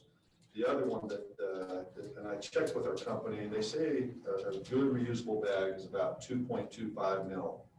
So it's a lot thicker than, what we're currently using is much less than 1 mil. So in order to have a reusable bag, and so the expense of that obviously will go up, which, it'll cost our customers, all of us that much more to do that. So as we transition into, taking care of this, I think it's important that we look at all aspects. So I'm really glad that, you've invited us to be part of this and to help out to see what we can do to help. Yeah, great. Same thing. Albertsons just kind of went through the same thing. We have the store in Jackson Hole. And so we started looking at that. Like John said, the biggest impact comes down to customers. One of the biggest things they've noticed, especially as they look at this coming up, is especially where we live, so many people aren't daily shoppers. I mean, whether you're driving all the way in from Ralston or somewhere else, you're buying 1 or 2 weeks worth of groceries. Whereas in a lot of these other communities, people walk by a grocery store every day, then they walk a lot more. And so you're seeing here the biggest problem is customers are moving cartloads of items. And so in Jackson, one of the biggest things they found is they do have a lot of people who are using the reusable bags, but even so, when you're shopping, you tend to buy more than you originally come in for. And so the paper has been a big impact on paper bags. And in a lot of those communities, paper bags, it's a lot higher cost to the stores themselves. And so in most of the areas, it comes out being a cost to the customer, whereas it's a nickel or a dime for each bag you use. And so as far as for us goes, it just comes down to convenience for the customer. I mean, of course, we're faster and whatnot. We use those plastic bags. You guys have all been in line behind 3 people, and that one person comes up with a reusable bag. However, once everyone's used to the reusable bag, it's no longer I'm waiting for it. It's just part of the spectrum. And we just want to do what's right for our customers. So like John says, we've gone to being about as green as we can be. All the plastic inside our store, we send back and it does get recycled. Same with cardboard. As John said, most of the stores have gone from using the compactors to just using open dumpsters because the amount of trash that we go through has gone down. I'd say, but we, just like John says, we want to look and see what we can do. Albertsons has worked with this. Like I said, in Jackson Hole, that's the way we're operating right now, as a plasticless store. So we are able to do it, but it is a convenience factor. It's really what it works down to. So Commissioner Mangold? Mr. Chairman, you talk about also the paper bags, that is usually an option at the grocery store, and we don't have a problem with paper bags, do we, as far as the landfill? Yeah, again, it's all a condition of, weight and volume. Like John was indicating, the reusable plastic bags that I believe that he's referring to, are along the lines of 2.5 mils. And I can, from experience, having worked recently down in Travis County, Texas, which is Austin, where they do have a lightweight plastic bag ban. They've been, local grocery stores down there sell their own version of these heavy duty plastic bags, and they're quite a bit bigger, so that you can put quite a bit more material in them or groceries in them, so you don't have near the volume. And then I think they charged $0.25 per bag. And then, so it was enough of a expense that people didn't throw them away, or at least I didn't throw them away, but, often like what Mr. Craig had indicated, or John, people come buy more than what they anticipated. So it seems like every time you look at the grocery store, you're buying a couple more bags here and there. And so then you wind up with this whole trunk full of extra plastic bags. And I think too, it was at the start of COVID, one of the exotic CDC rules was they didn't want people to bring in reusable bags. So that became a story. And now, in talking to people with Blair's, they do encourage people to bring in their own reusable bags. But I think the actual information we get about don't bring in reusable bags because you're going to give our checkers COVID. And so even people like myself, you end up with a whole bunch of plastic bags where I only have all these reusables still at home. And I like to go back to doing that, but I think the rules are still, correct me if I'm wrong, that if you bring in a reusable, then you are responsible for checking your own. Yes, in order to get, as far as Albertson's policy go, to protect the cashiers and the bag handlers, if you'd like to use your own bags, you're welcome to. There's nothing saying you can't. But our cashiers put the items in a spot where you can bag your own groceries. Right, and I bet there's never been any, I guess, case of any checker ever getting COVID from a reusable bag. No, so, but I think just getting that information out would help a little bit. People can go back to using the reusable bags. We've had many customers come in with their reusable bags as well. Kind of going back to the paper, the manufacturing of the paper bags is like almost obsolete at this point. There's very, very limited of that. And so that's part of the expense as well. Not saying that they aren't being manufactured, but like back in the 70s and the 80s when that was, when you used to say paper or plastic, I don't know, as being in retail for as long as I've been, I remember when plastic came out. And I believe you were mentioning that it was like to kind of help save the environment, but it's kind of turned upside down. Big intentions, good intentions. Sandy, do you have something? Well, I did, I'm a reusable bag fashionista. My girlfriends and I, we buy bags in our regions and we mail them back and forth to each other. It's a thing, because in the rest of the world, it is a thing. And what I'm wondering is, as we transition to this, which I think we should, do your companies offer incentives to folks to bring their bags? I know in some places you'll get a 5 cent or something if I do bring my own bag in. And I'll let you answer. I know the answer, but I'll let you guys answer. To my knowledge, I guess I'd have to research that and see, maybe in some areas they do. I don't know that answer. We currently do not. We did used to have an incentive in that way and say, however, a few years back, I do believe they did. So they, instead of doing that anymore, they switched over to doing so many bag giveaways or something. But no, there is no current incentive to use your bag each time. So, Mr. Chairman, I just want to remind everybody, I mean, this isn't the total solution. This is just one facet of, this is just one finger of a 10-finger approach that I think we all need to embrace, as far as getting a handle on the waste, adjacent to landfill and getting picked up and making our community a more beautiful and inviting place to visit. Hey, Mr. Chairman, if I could just, one quick thing. Walmart has partnered with Kroger, Target, CVS, and a lot of other groups, a lot of other retailers to try to combat this as well. And they actually have, it's called Beyond the Bag, and I can actually forward to you that link. I actually printed, and this is something that I hope that as you and as we all consider this together, and if you don't mind, I just present this to you. It's actually some grants that are out there available that we can maybe dip into. Might hand it to Greg. Okay, I'll hand it to Greg then.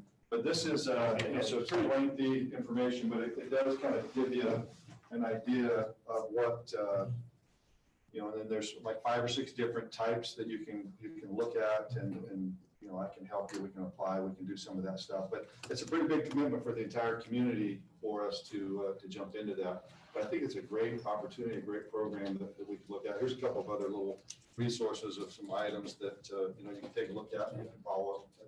John, would you mind sharing all that with us electronically? Yeah, I'll forward you the link to the entire website. I just printed a couple of highlights from there. So, but I'll forward it to you, and maybe you can disperse that out to everybody or whoever you want me. Just let me know, and I'll send it out. Not a problem. Just let me know who you want that sent to. Just a question. You guys, both of your organizations do such a great job of supporting the community and doing grant things for different groups. And as Greg mentioned, there are some groups that might be interested in doing some help with this, but we can't donate to them or support to them in the way the government is set up in this way. Is there a process that they can approach you for some of your community donation types of things that could be used in this format? For nonprofit organizations, definitely 501c3 generally is where we end up, anyone who wants to do that. I know and I'm sorry, I forgot his name, but Greg, you came over to visit with us at Walmart. We really did take, we used to do a highway on the other side on 120 as a Walmart group, and I know Greg and I talked about that as well, but we thought about, so we're still contemplating to see if I get enough group, for us to volunteer and go help do some of that as well. But as far as the grant, if there's, Boy Scout group or, Shopper Unlimited, if you want to come and apply for a grant, we definitely have those things available, and then they can utilize that.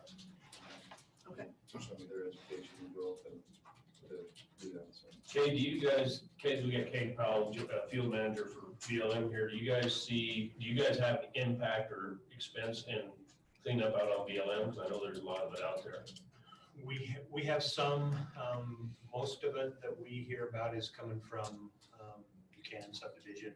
We get calls. In fact, I'll share just a little. During this whole COVID craziness and sending my whole team home to telework, we still needed to answer the phones. And so I was in the office every day. And if you want to have a pulse of what is going on in your field office, spend a week answering the phones. It was good. It was good for me. And I had several calls, come in from concerned citizens. One of them's like, oh, it's their letter in BLM land. You need to write the county a ticket and, send your law enforcement after them. And then I had people call and say, you know what, we've got a great opportunity. It's an eyesore coming in, but we had quite a few people reach out wanting to help. And I think the community support is there if we can figure out a way to, alleviate a lot of it. Then I think, I think there's a way we can move forward and help. Well, I guess where I'm at, I'm, speaking for Lee Livingston County Commissioner, but Lee Livingston citizen too, is I see two facets here. One is the reduction of it. And if we can work with the store owners and the public in reducing it, but the immediate is addressing the fact that it's gonna be there. There's gonna be some, no matter how good. We've spent quite a bit of money, and I'm hoping that will start curtailing some of the wind loan stuff, but we're not gonna get away from it tomorrow. And so that I'd say is the more immediate concern that I, as a commissioner, and I as a citizen would like to see addressed is how do we jump on it? And it sounds like there's some opportunity for folks to partner with some of the big stores and get some of it picked up. Get it more, you'll get it picked up quicker. So. Mr. Chairman, a point too, it's certainly magnified here in Cody because I've driven by there the last 2 Sundays, coming back from a road trip, and we put a landfill in a very windy area. You will even see the bags flying by when it's snowing out. Also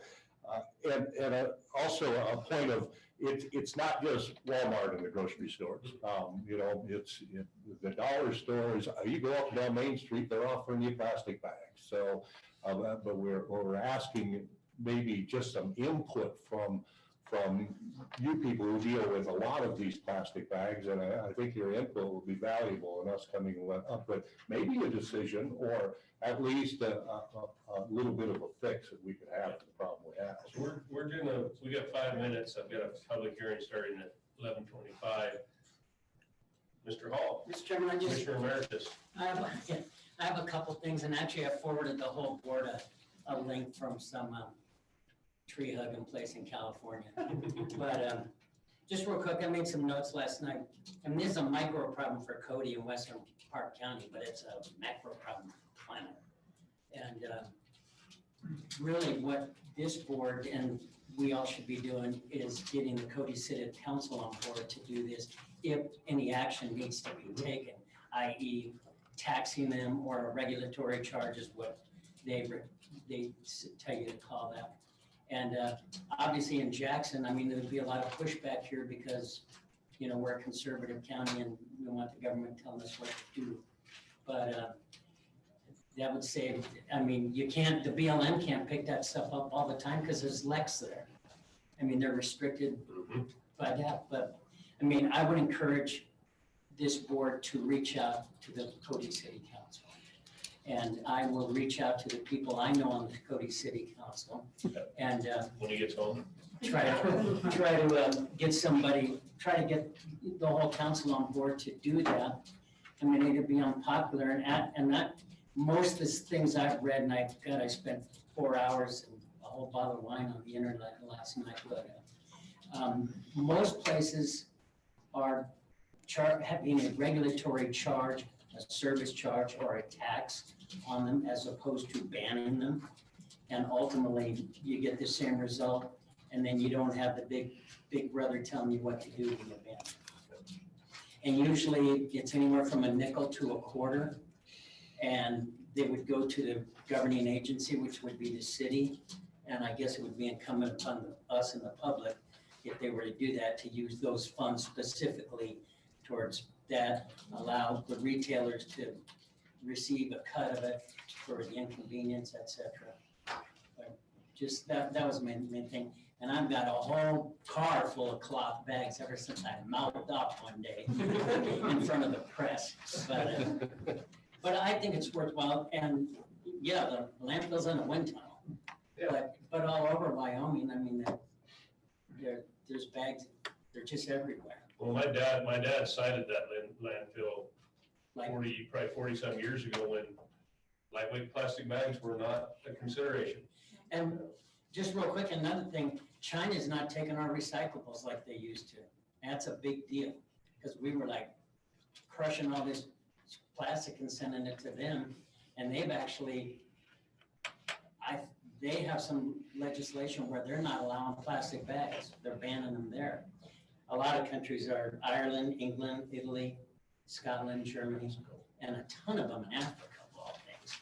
Well, it's obviously a concern, and we're gonna wrap it up real quick, but I sure appreciate everyone coming down. If you could send that information to us, John, I'd really appreciate it. And again, it's just a conversation starter, but we'd like to see something come out of it sooner than later. Thank you, everybody. Thank you very much. Thanks, Buster. We've obviously been trained not to use bags with plastic.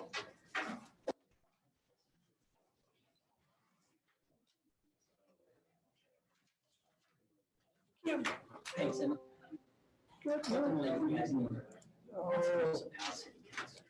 Yeah. Get excited. Yeah, it was nice up there, wasn't it? Thanks, Buster. Cabin in a couple weeks. Okay, 11:25, gonna open a public hearing for the Ralston Good to Go SUP, Park County Planner 2, Kim Dillon. All right, thank you, Mr. Chair. Thanks, Kate. So the applicant for this project is Work Engineers. The zoning district for these two lots, one is in commercial, one's in transitional. The property owner is number 5 Ralston, Wyoming property. The planning area is Cody Powell Rural. We did receive a special use permit application along with other material September of last year. Showed a number of things, including plan view drawing, the city map, amount of building floors, footage, and activities and characteristics that might have an impact on the environment. The applicant requests the approval of the special use permit, and it does include a site plan, and we did do a site plan review. It will allow the replacement of an existing convenience store and fueling station. Everybody here knows where it's located. It's in Ralston. The store size will be approximately 3,300 square feet. It will have 5 fueling stations, which I believe is an increase of 2 from what they currently have. And this will be developed in a total of 8 lots that are in the Barrow subdivision. And the property in total will be about 1.3 acres. And with this facility, obviously, there'll be paving, curbs, gutter, fuel tanks, septic, and a stormwater infiltration system. We have classified this as highway commercial business, basically because of the nature of that business. We have on the first page of our staff report, we do have ownership. Essentially, this is 8 total lots. 4 of those lots are in one deed, the other 4 lots are in another deed, but again, all owned by this property owner.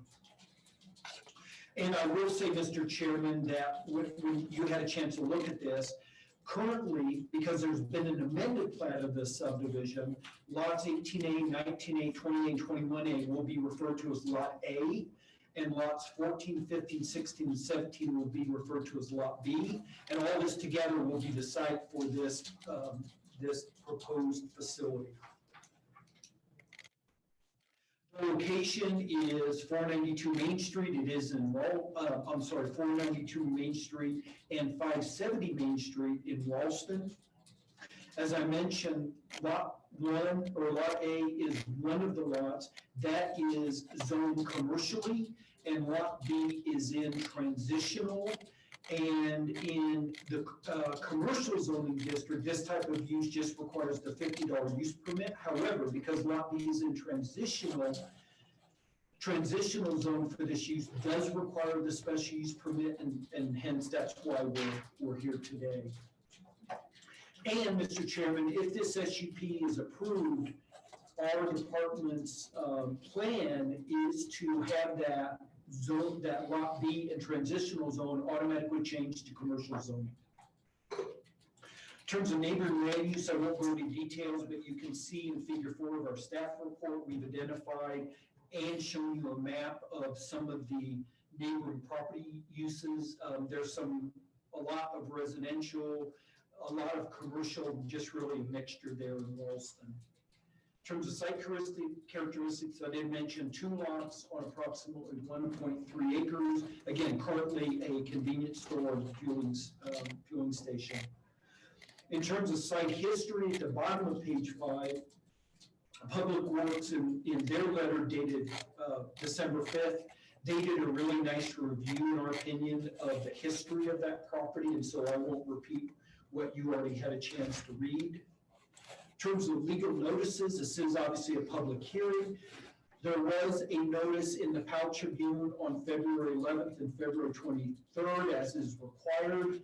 There also was a written notice mailed to appropriate property owners. That was sent out on February 12th of this year. In terms of agency referrals, we received a lot of notices back. We contacted a lot of people.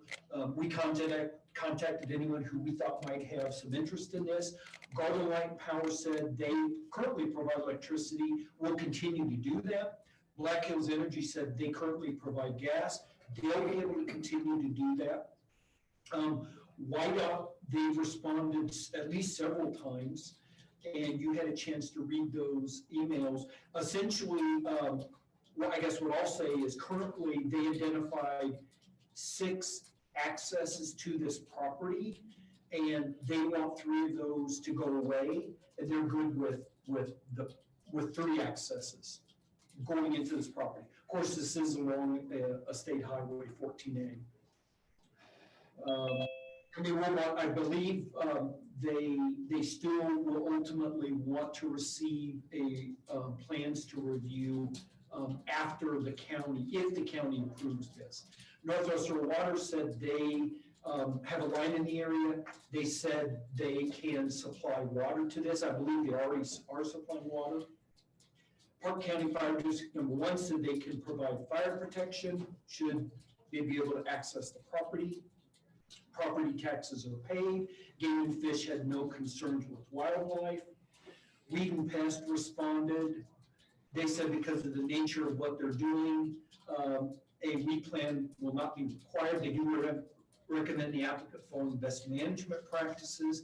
Again, I already mentioned Public Works. We have on the top of page 7, really 2 letters that Public Works has addressed.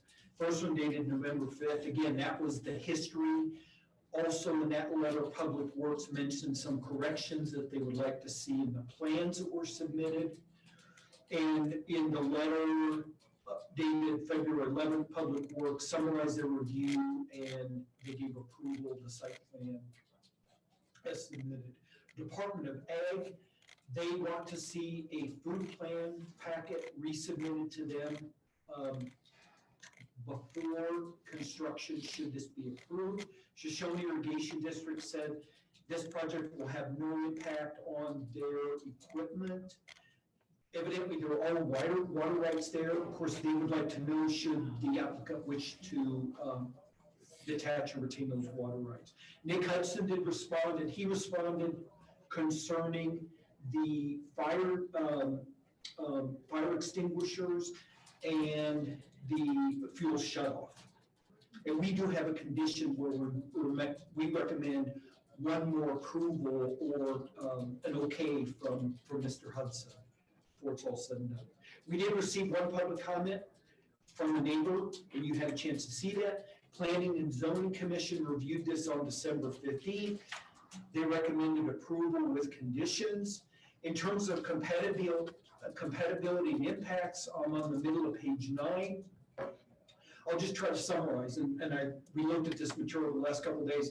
Essentially, what the applicant is saying, this will be an updated facility. It'll be more modern. They think parking will be better. They will have some additional fuel stations, and they think that waiting time will be reduced. So they think it's a positive. And essentially, they don't think there'll be any additional harmful impacts to the neighborhood. Building setbacks, This is not along the county road right away, it is along the state highway. Of course, state highway setbacks must be met. I'm not sure what those are, but I know DEQ or Whiteout has responded. No covenants are proposed or existing. In terms of lighting, this will also be some updated lighting. It's supposed to avoid sky glow, supposed to be down directed and shaded. This property has no known nonconformities, no nuisances have been reported. We've not received anything from the Conservation District, but we did receive a geotech study that was shared with you. Mr. Chairman, I'll just mention that we feel parking regulations do apply. We think planned parking will be adequate and sufficient. We have received a sewage and wastewater permit, and that is adequate. That was reviewed by us and by DEQ. Of course, you also saw that there was a stormwater drainage and erosion control plan that's been submitted. That's been approved by DEQ. There will be a sign. The sign will be approximately 160 square feet. And in the commercial zoning district, the maximum for a sign is 200 square feet. So we think that sign will be appropriate and not over the. Solid waste will be done by private companies. I'll just mention a couple things in the site plan that I haven't already mentioned. This use is not expected to impact any lakes, reservoirs, or streams. It's also not expected to impact any wetlands. And this use, based on where it's at, it will, is not where special site plan standards apply. We have some findings, we have some recommended conditions. Happy to answer any questions you might have. Questions for Kim, staff? Dusty? Thank you, Mr. Chairman. The only thing that came to mind, I guess, in dealing with some of these with the water district thing is, are they gonna require a sprinkler system in the building? And if so, is there a cistern plan or something for water or? In terms of fire prevention, I don't remember the details on that. I can't answer your question. Okay. I know they said, PAL Fire said they have the ability for fire protection, but there's a little bit of a mix with commercial buildings and And Nick Hudson, to my knowledge, only responded with the outdoor, I assume it was just outdoor fire extinguishers and the fuel shut off. I don't know about inside. Thank you. Lloyd? Mr. Chairman, Kim, condition 2, the food plan reviewed by Wyoming Department of Agriculture, I'm not finding anything in reference to that as far as in the document. Am I missing it somewhere? I question why they're. I think it's floodplain review. I think it was a typo. No, I don't think so. Nope. Yeah, that is a food plan. Let me go. Yeah, and I don't understand why they would want it 30 days prior to commencing construction. I can see, and I was just inspected last week by the U.S. Department of, or not U.S., but the Wyoming Department of Agriculture. They came in after the fact, and if you're process or selling any cooked food, hot dogs on a rotisserie or whatever, things, I understand, I get that, but I mean, holding up the construction, I don't understand, and I guess I'm not finding any documentation on that in the packet, so I wondered if you could elaborate on where that came from. We should have sent you that email that came from Vicki with the Department of Ag. All I remember reading was looking at that and the request for the facility to respond with a review. But shouldn't that be in here? You mean the actual email? Yeah. According to the staff report, that should have been attached. If it wasn't, I apologize for leaving that email out. Okay. If it wasn't attached. Well, it might be in there, I'm just not finding it, and I guess bottom line is, how can they hold up and what's their intent, I guess, behind the 30-day review? When the only thing they can inspect you on is a finished food product, ready to eat. Yeah. Just saying. Okay. Any other questions for Kim? Public hearing. Pardon? Yes. Yes, sir. Yeah, Name? pardon the public. I'm Dave Barrows, and I have 680, 690, and 700 Main Street, so we're pretty close, residential. And my grandparents used to own all that. They came in the 30s to Ralston. So I'm here to talk about some of the impact on us, and just, throw out some ideas, hopefully that will help minimize that impact on us. Is anybody here from Good to Go? Kim, We have, the applicant is on the phone. I see Brandon Lee is on. Yeah, he's the representative. Because it's a bit visual. Is it okay if I kind of ask, I don't know. It's public hearing, you're welcome to make. Is it possible, sir, to put all comments get addressed to the chair. Yeah. So all your comments, there's not a Q&A between the applicant and between you. Yeah, got it.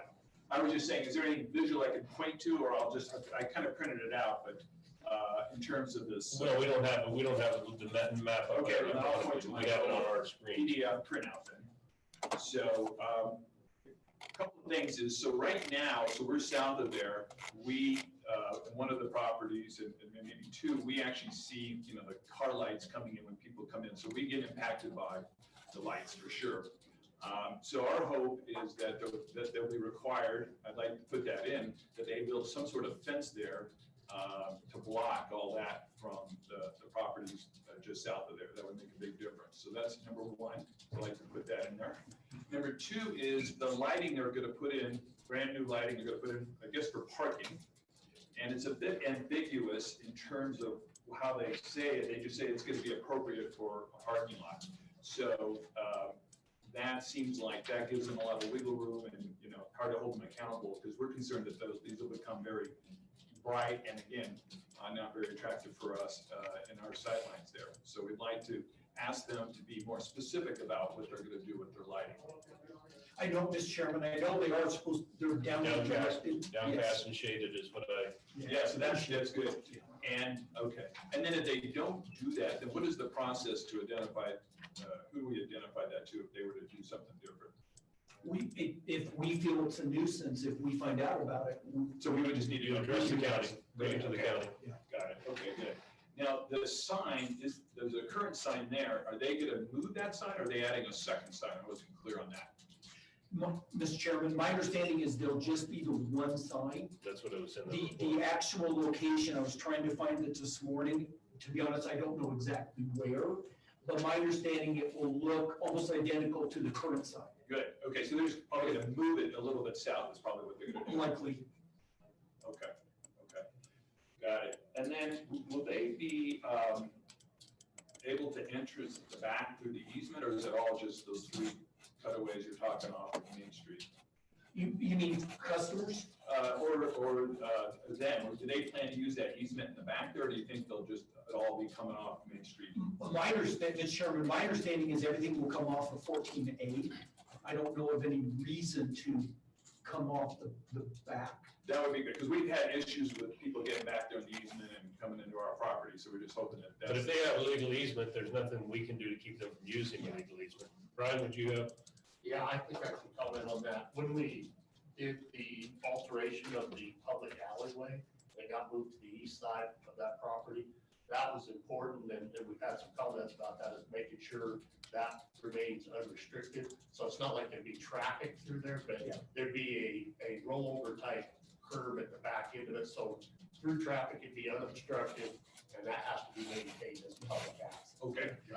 But it's not gonna be where you're directing traffic to that. Yeah, or the Budweiser truck can't come through there. Yeah, exactly. Okay. And Mr. Chairman, I mean, my understanding is it's not behind the building, it's essentially to the east. Is where the There's one where the building. easement is. Sure, there is one behind as well. Yeah. There's a.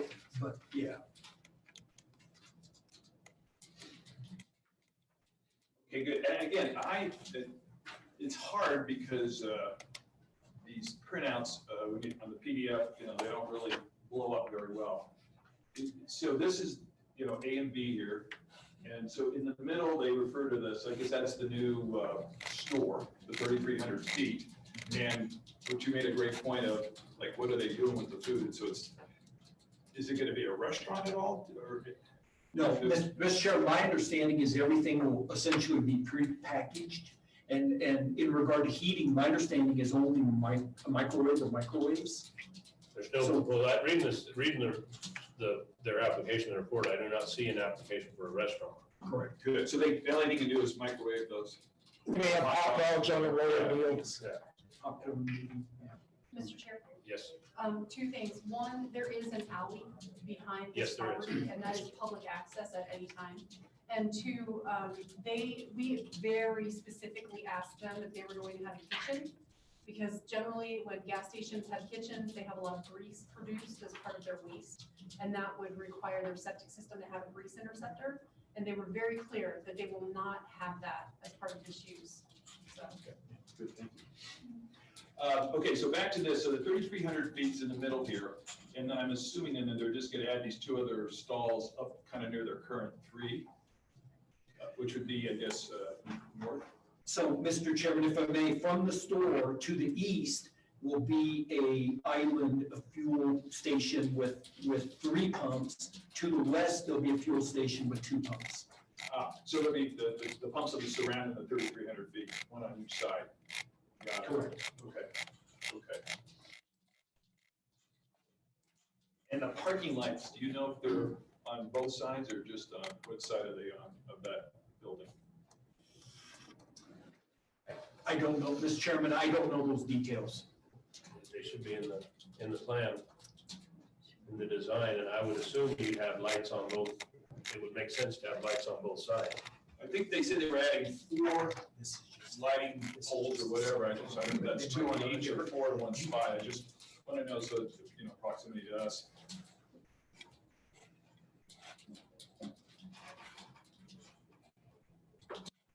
Mr. Chair? Yes. Maybe this would be a good question for the applicant if they're on. the Yeah, I've seen the applicant, but I haven't had him chime in yet, so. I believe the parking's right around the building, but they can clarify. Yeah. Well, let's see. Is it Brandon Lee that that's the applicant? He's on mute. Maybe. Very good. I can answer as well. This is Caden with Horrocks Engineers, the applicant. Okay. And I wasn't sure if we were able to just talk or if we were kind of doing public hearing where we do one then the other. It would help us out a lot. Okay, so I might be able to help a little bit with the lighting. I know that for sure there will be lighting within the canopies themselves, and there'll be lighting on the building. It is very unlikely. I don't think there will not be other lighting other than what's on the building and what's on the canopy. No freestanding lighting, so that's good to hear. Correct. And the sign, of course, will be lit up as the current one is, but there won't be any additional freestanding lighting. Okay. Do you know how far down that sign's coming? How far you're moving it? We're moving it to, I guess I'll call it the west end of the lot. And if I remember right, it's about 35 feet off that west property line. Okay. Further questions, Mr. Barrows? No, I guess again, I just think that our biggest thing is if we could get them to put some sort of barrier wall there, that would really help. Okay, Caden and Brandon, did you hear the request? The neighbor is requesting that you put a barrier, a sign, a fence to restrict the lights from landing on their place. Is that anything that can be in the plan? Can you consider it?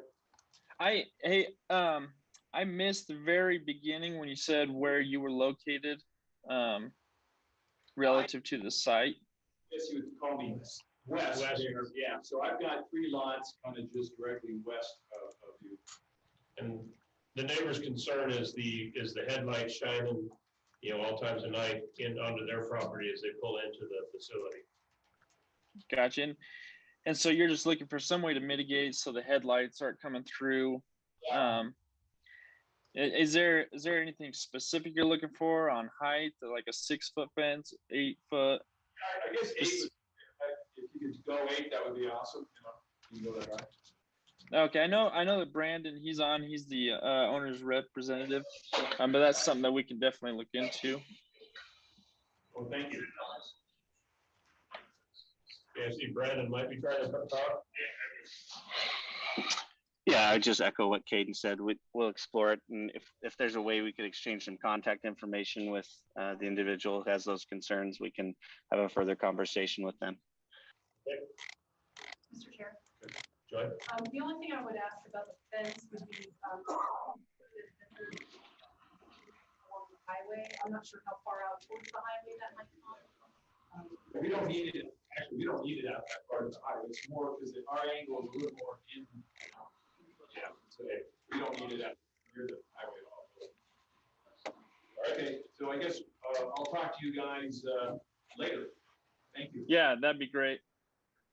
Okay, further public comment, Jerry? Jerry Donaldson, I own the property to the east. I appreciate the alley access. Other than that, they have an easement across the front of our property that we may pursue to have it removed. That easement is to be there as long as it is a gasoline service station. So I don't think it's no longer a gasoline service station. We may pursue to have that taken back. So, yeah. But other than that, we're excited to have it. Good. Further public comment?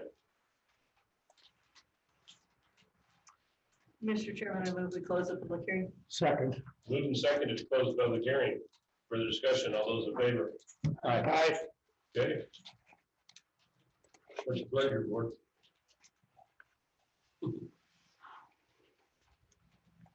Mr. Chairman, I move to, I get flipped here to the tie, we've lost it. To approve the SUP, I've lost the number, I apologize. We're going to go SUP. I would like to eliminate, I believe it was condition number 2 on the Department of Agriculture 30-day review of the building before commencement of construction. Am I right on the condition? God, I can't get back in. I picked the wrong thing. Was it number 2? Yes, it is, Mr. Yeah, it is from the Wyoming Department of Ag. And I did find that. Let's go ahead. Before we start discussing, we need a second on that motion. I'll second it. Okay, moved and seconded. Okay, further discussion. I did find that email, Mr. Chairman. Do you want me to read it? Was that? If that's okay, Mr. Chairman, because I may be sending my. To the motion. And so this is from Vicki Schneider, who is Consumer Health Services with the Wyoming Department of Ag. Said I spoke with Caden from Hard Engineers on December 18th. This is what Vicki said, provided him with a food plan review packet that will need to be filled out and completed 30 days prior to the beginning of construction. At this point, I have not received a copy of the plan packet. The packet will need to be filled out regardless of the extent of food sales. So Ms. Chairman, I don't know, but I'm hypothesizing maybe it's just something that needs to be filled out even though they're not cooking, they're just selling prepackaged items. So Mr. Chairman, is something that would be statutory that is required? That's the question. I don't want to remove a condition that's statutorily required. I don't know, Mr. Chairman. Like, my belief is they can shut them down if their refrigerators aren't the correct temperature or whatever it may be food related, but to halt in the construction is where I have an issue. They have all the authority in the world to come in after they, prior to even opening and say, no, you can't open, or shut you down at any time after they're open. I get their reasoning for this. I mean, as far as their need for inspection and all that. My beef is to hold up construction for 30 days based on something we don't even know what you're gonna do is wrong. I understand where you're coming from on this, but if it is something that is statutory required, I'm hesitant to remove it. That's why, Joy, do you have any input on this? Do they reference any statute? I'm trying to look at their rules, the Wyoming food rules, and unfortunately I'm not able to put my finger on it quickly. Mm-hmm.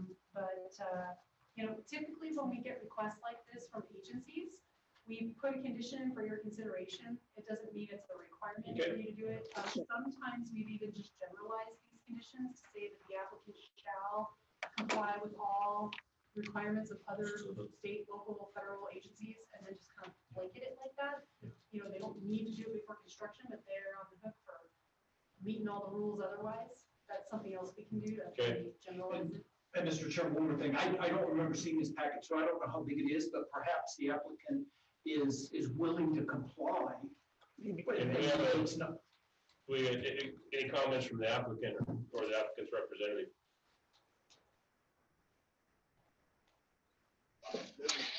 So for us, I can tell you, our intent is to begin construction this month. We'd like to start at least moving some earth here around the 21st of March is when we're intended to go forward. Obviously, we do intend to comply with any and other, the requirements here, but I concur that to prevent us from beginning construction on an item like this, I believe there's other ways for us to satisfy this department and make sure they understand that we're in compliance. Okay, thank you. Dusty, did you have something? No, I just think if it's gonna show up in a food business that they're required to do through other things, it's not gonna matter whether it's in our approval or not. Fair enough. Moved and seconded to move forward with approving the SUP with removal of condition number 2 for the discussion. All those in favor? Aye. Opposed? Motion carries. Okay, thank you. Thank you, Commissioners. We'll let the next ones in. We'll try and. Thank you, guys. Thank you. Nice to meet you. Thank you, Mr. Barrows. Thank you.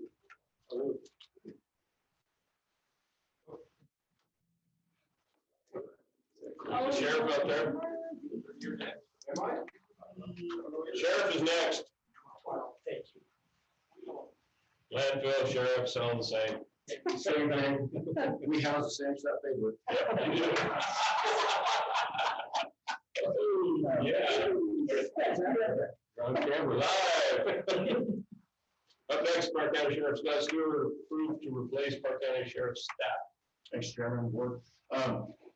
Yes, more than just a staff now, staff. I didn't say A, I said staff. So what we need right now, we had a dispatcher, new dispatcher after about 3 months resigned. Unfortunately, we tried to work with him. He's traumatic brain injury from the service and just wasn't quite getting it. So he decided he didn't want to do it. Great guy. So we need to replace that dispatch position. We had, of course, the undersheriff retire. We had another gentleman resign, go to highway patrol. So we're down. We moved Cody Sergeant up to undersheriff. So currently we're down 2 positions in the Cody. So we're down by 2 out of 6 deputies in Cody that we need to replace. We have identified 2 subjects pending approval of the board to replace them from detention. Very experienced kids. So ultimately, I guess, long story short, we're still holding that sergeant's position, which will not be an additional position. That'll be just moving somebody up in that slot, right, in Cody. We're holding off on that for budget reasons to see how we can do it. So what we need to do is replace that dispatcher and then ultimately 2 detention officers. We have 1 detention officer that's still out on FMLA. We've got 1 more that's leaving. Oh, excuse me, she's gone right now to basic training. She joined the Guard. And then from there, she goes on to Officer Candidate School. So we're sucking in. Okay. Mr. Chairman, are you finding competition with the highway patrol of keeping deputies as far as? We're finding it more because there's more openings in patrol. But for instance, the guy that just did a lateral went from working here for 8 years and getting about a $4.5, $5 hour raise, just transferred to patrol. Yep. Mr. Chairman, I move to approve the Sheriff's Department to replace 1 dispatch and 2 detention officers. Second. Moved and seconded, further discussion. All those in favor? Aye. Motion Appreciate it. Thank you, guys. Next up. We'll start the Process, I think. Yeah. Greg Palmschein, landfill manager, that's going to be replacing landfill personnel. Yeah, exactly. So, it's a combination of replacing one individual as a gate attendant that recently retired. So it's, that's a part-time position. So it's filling that position. And also then taking one of the, current lot attendants and moving them from a part-time position to a full-time position.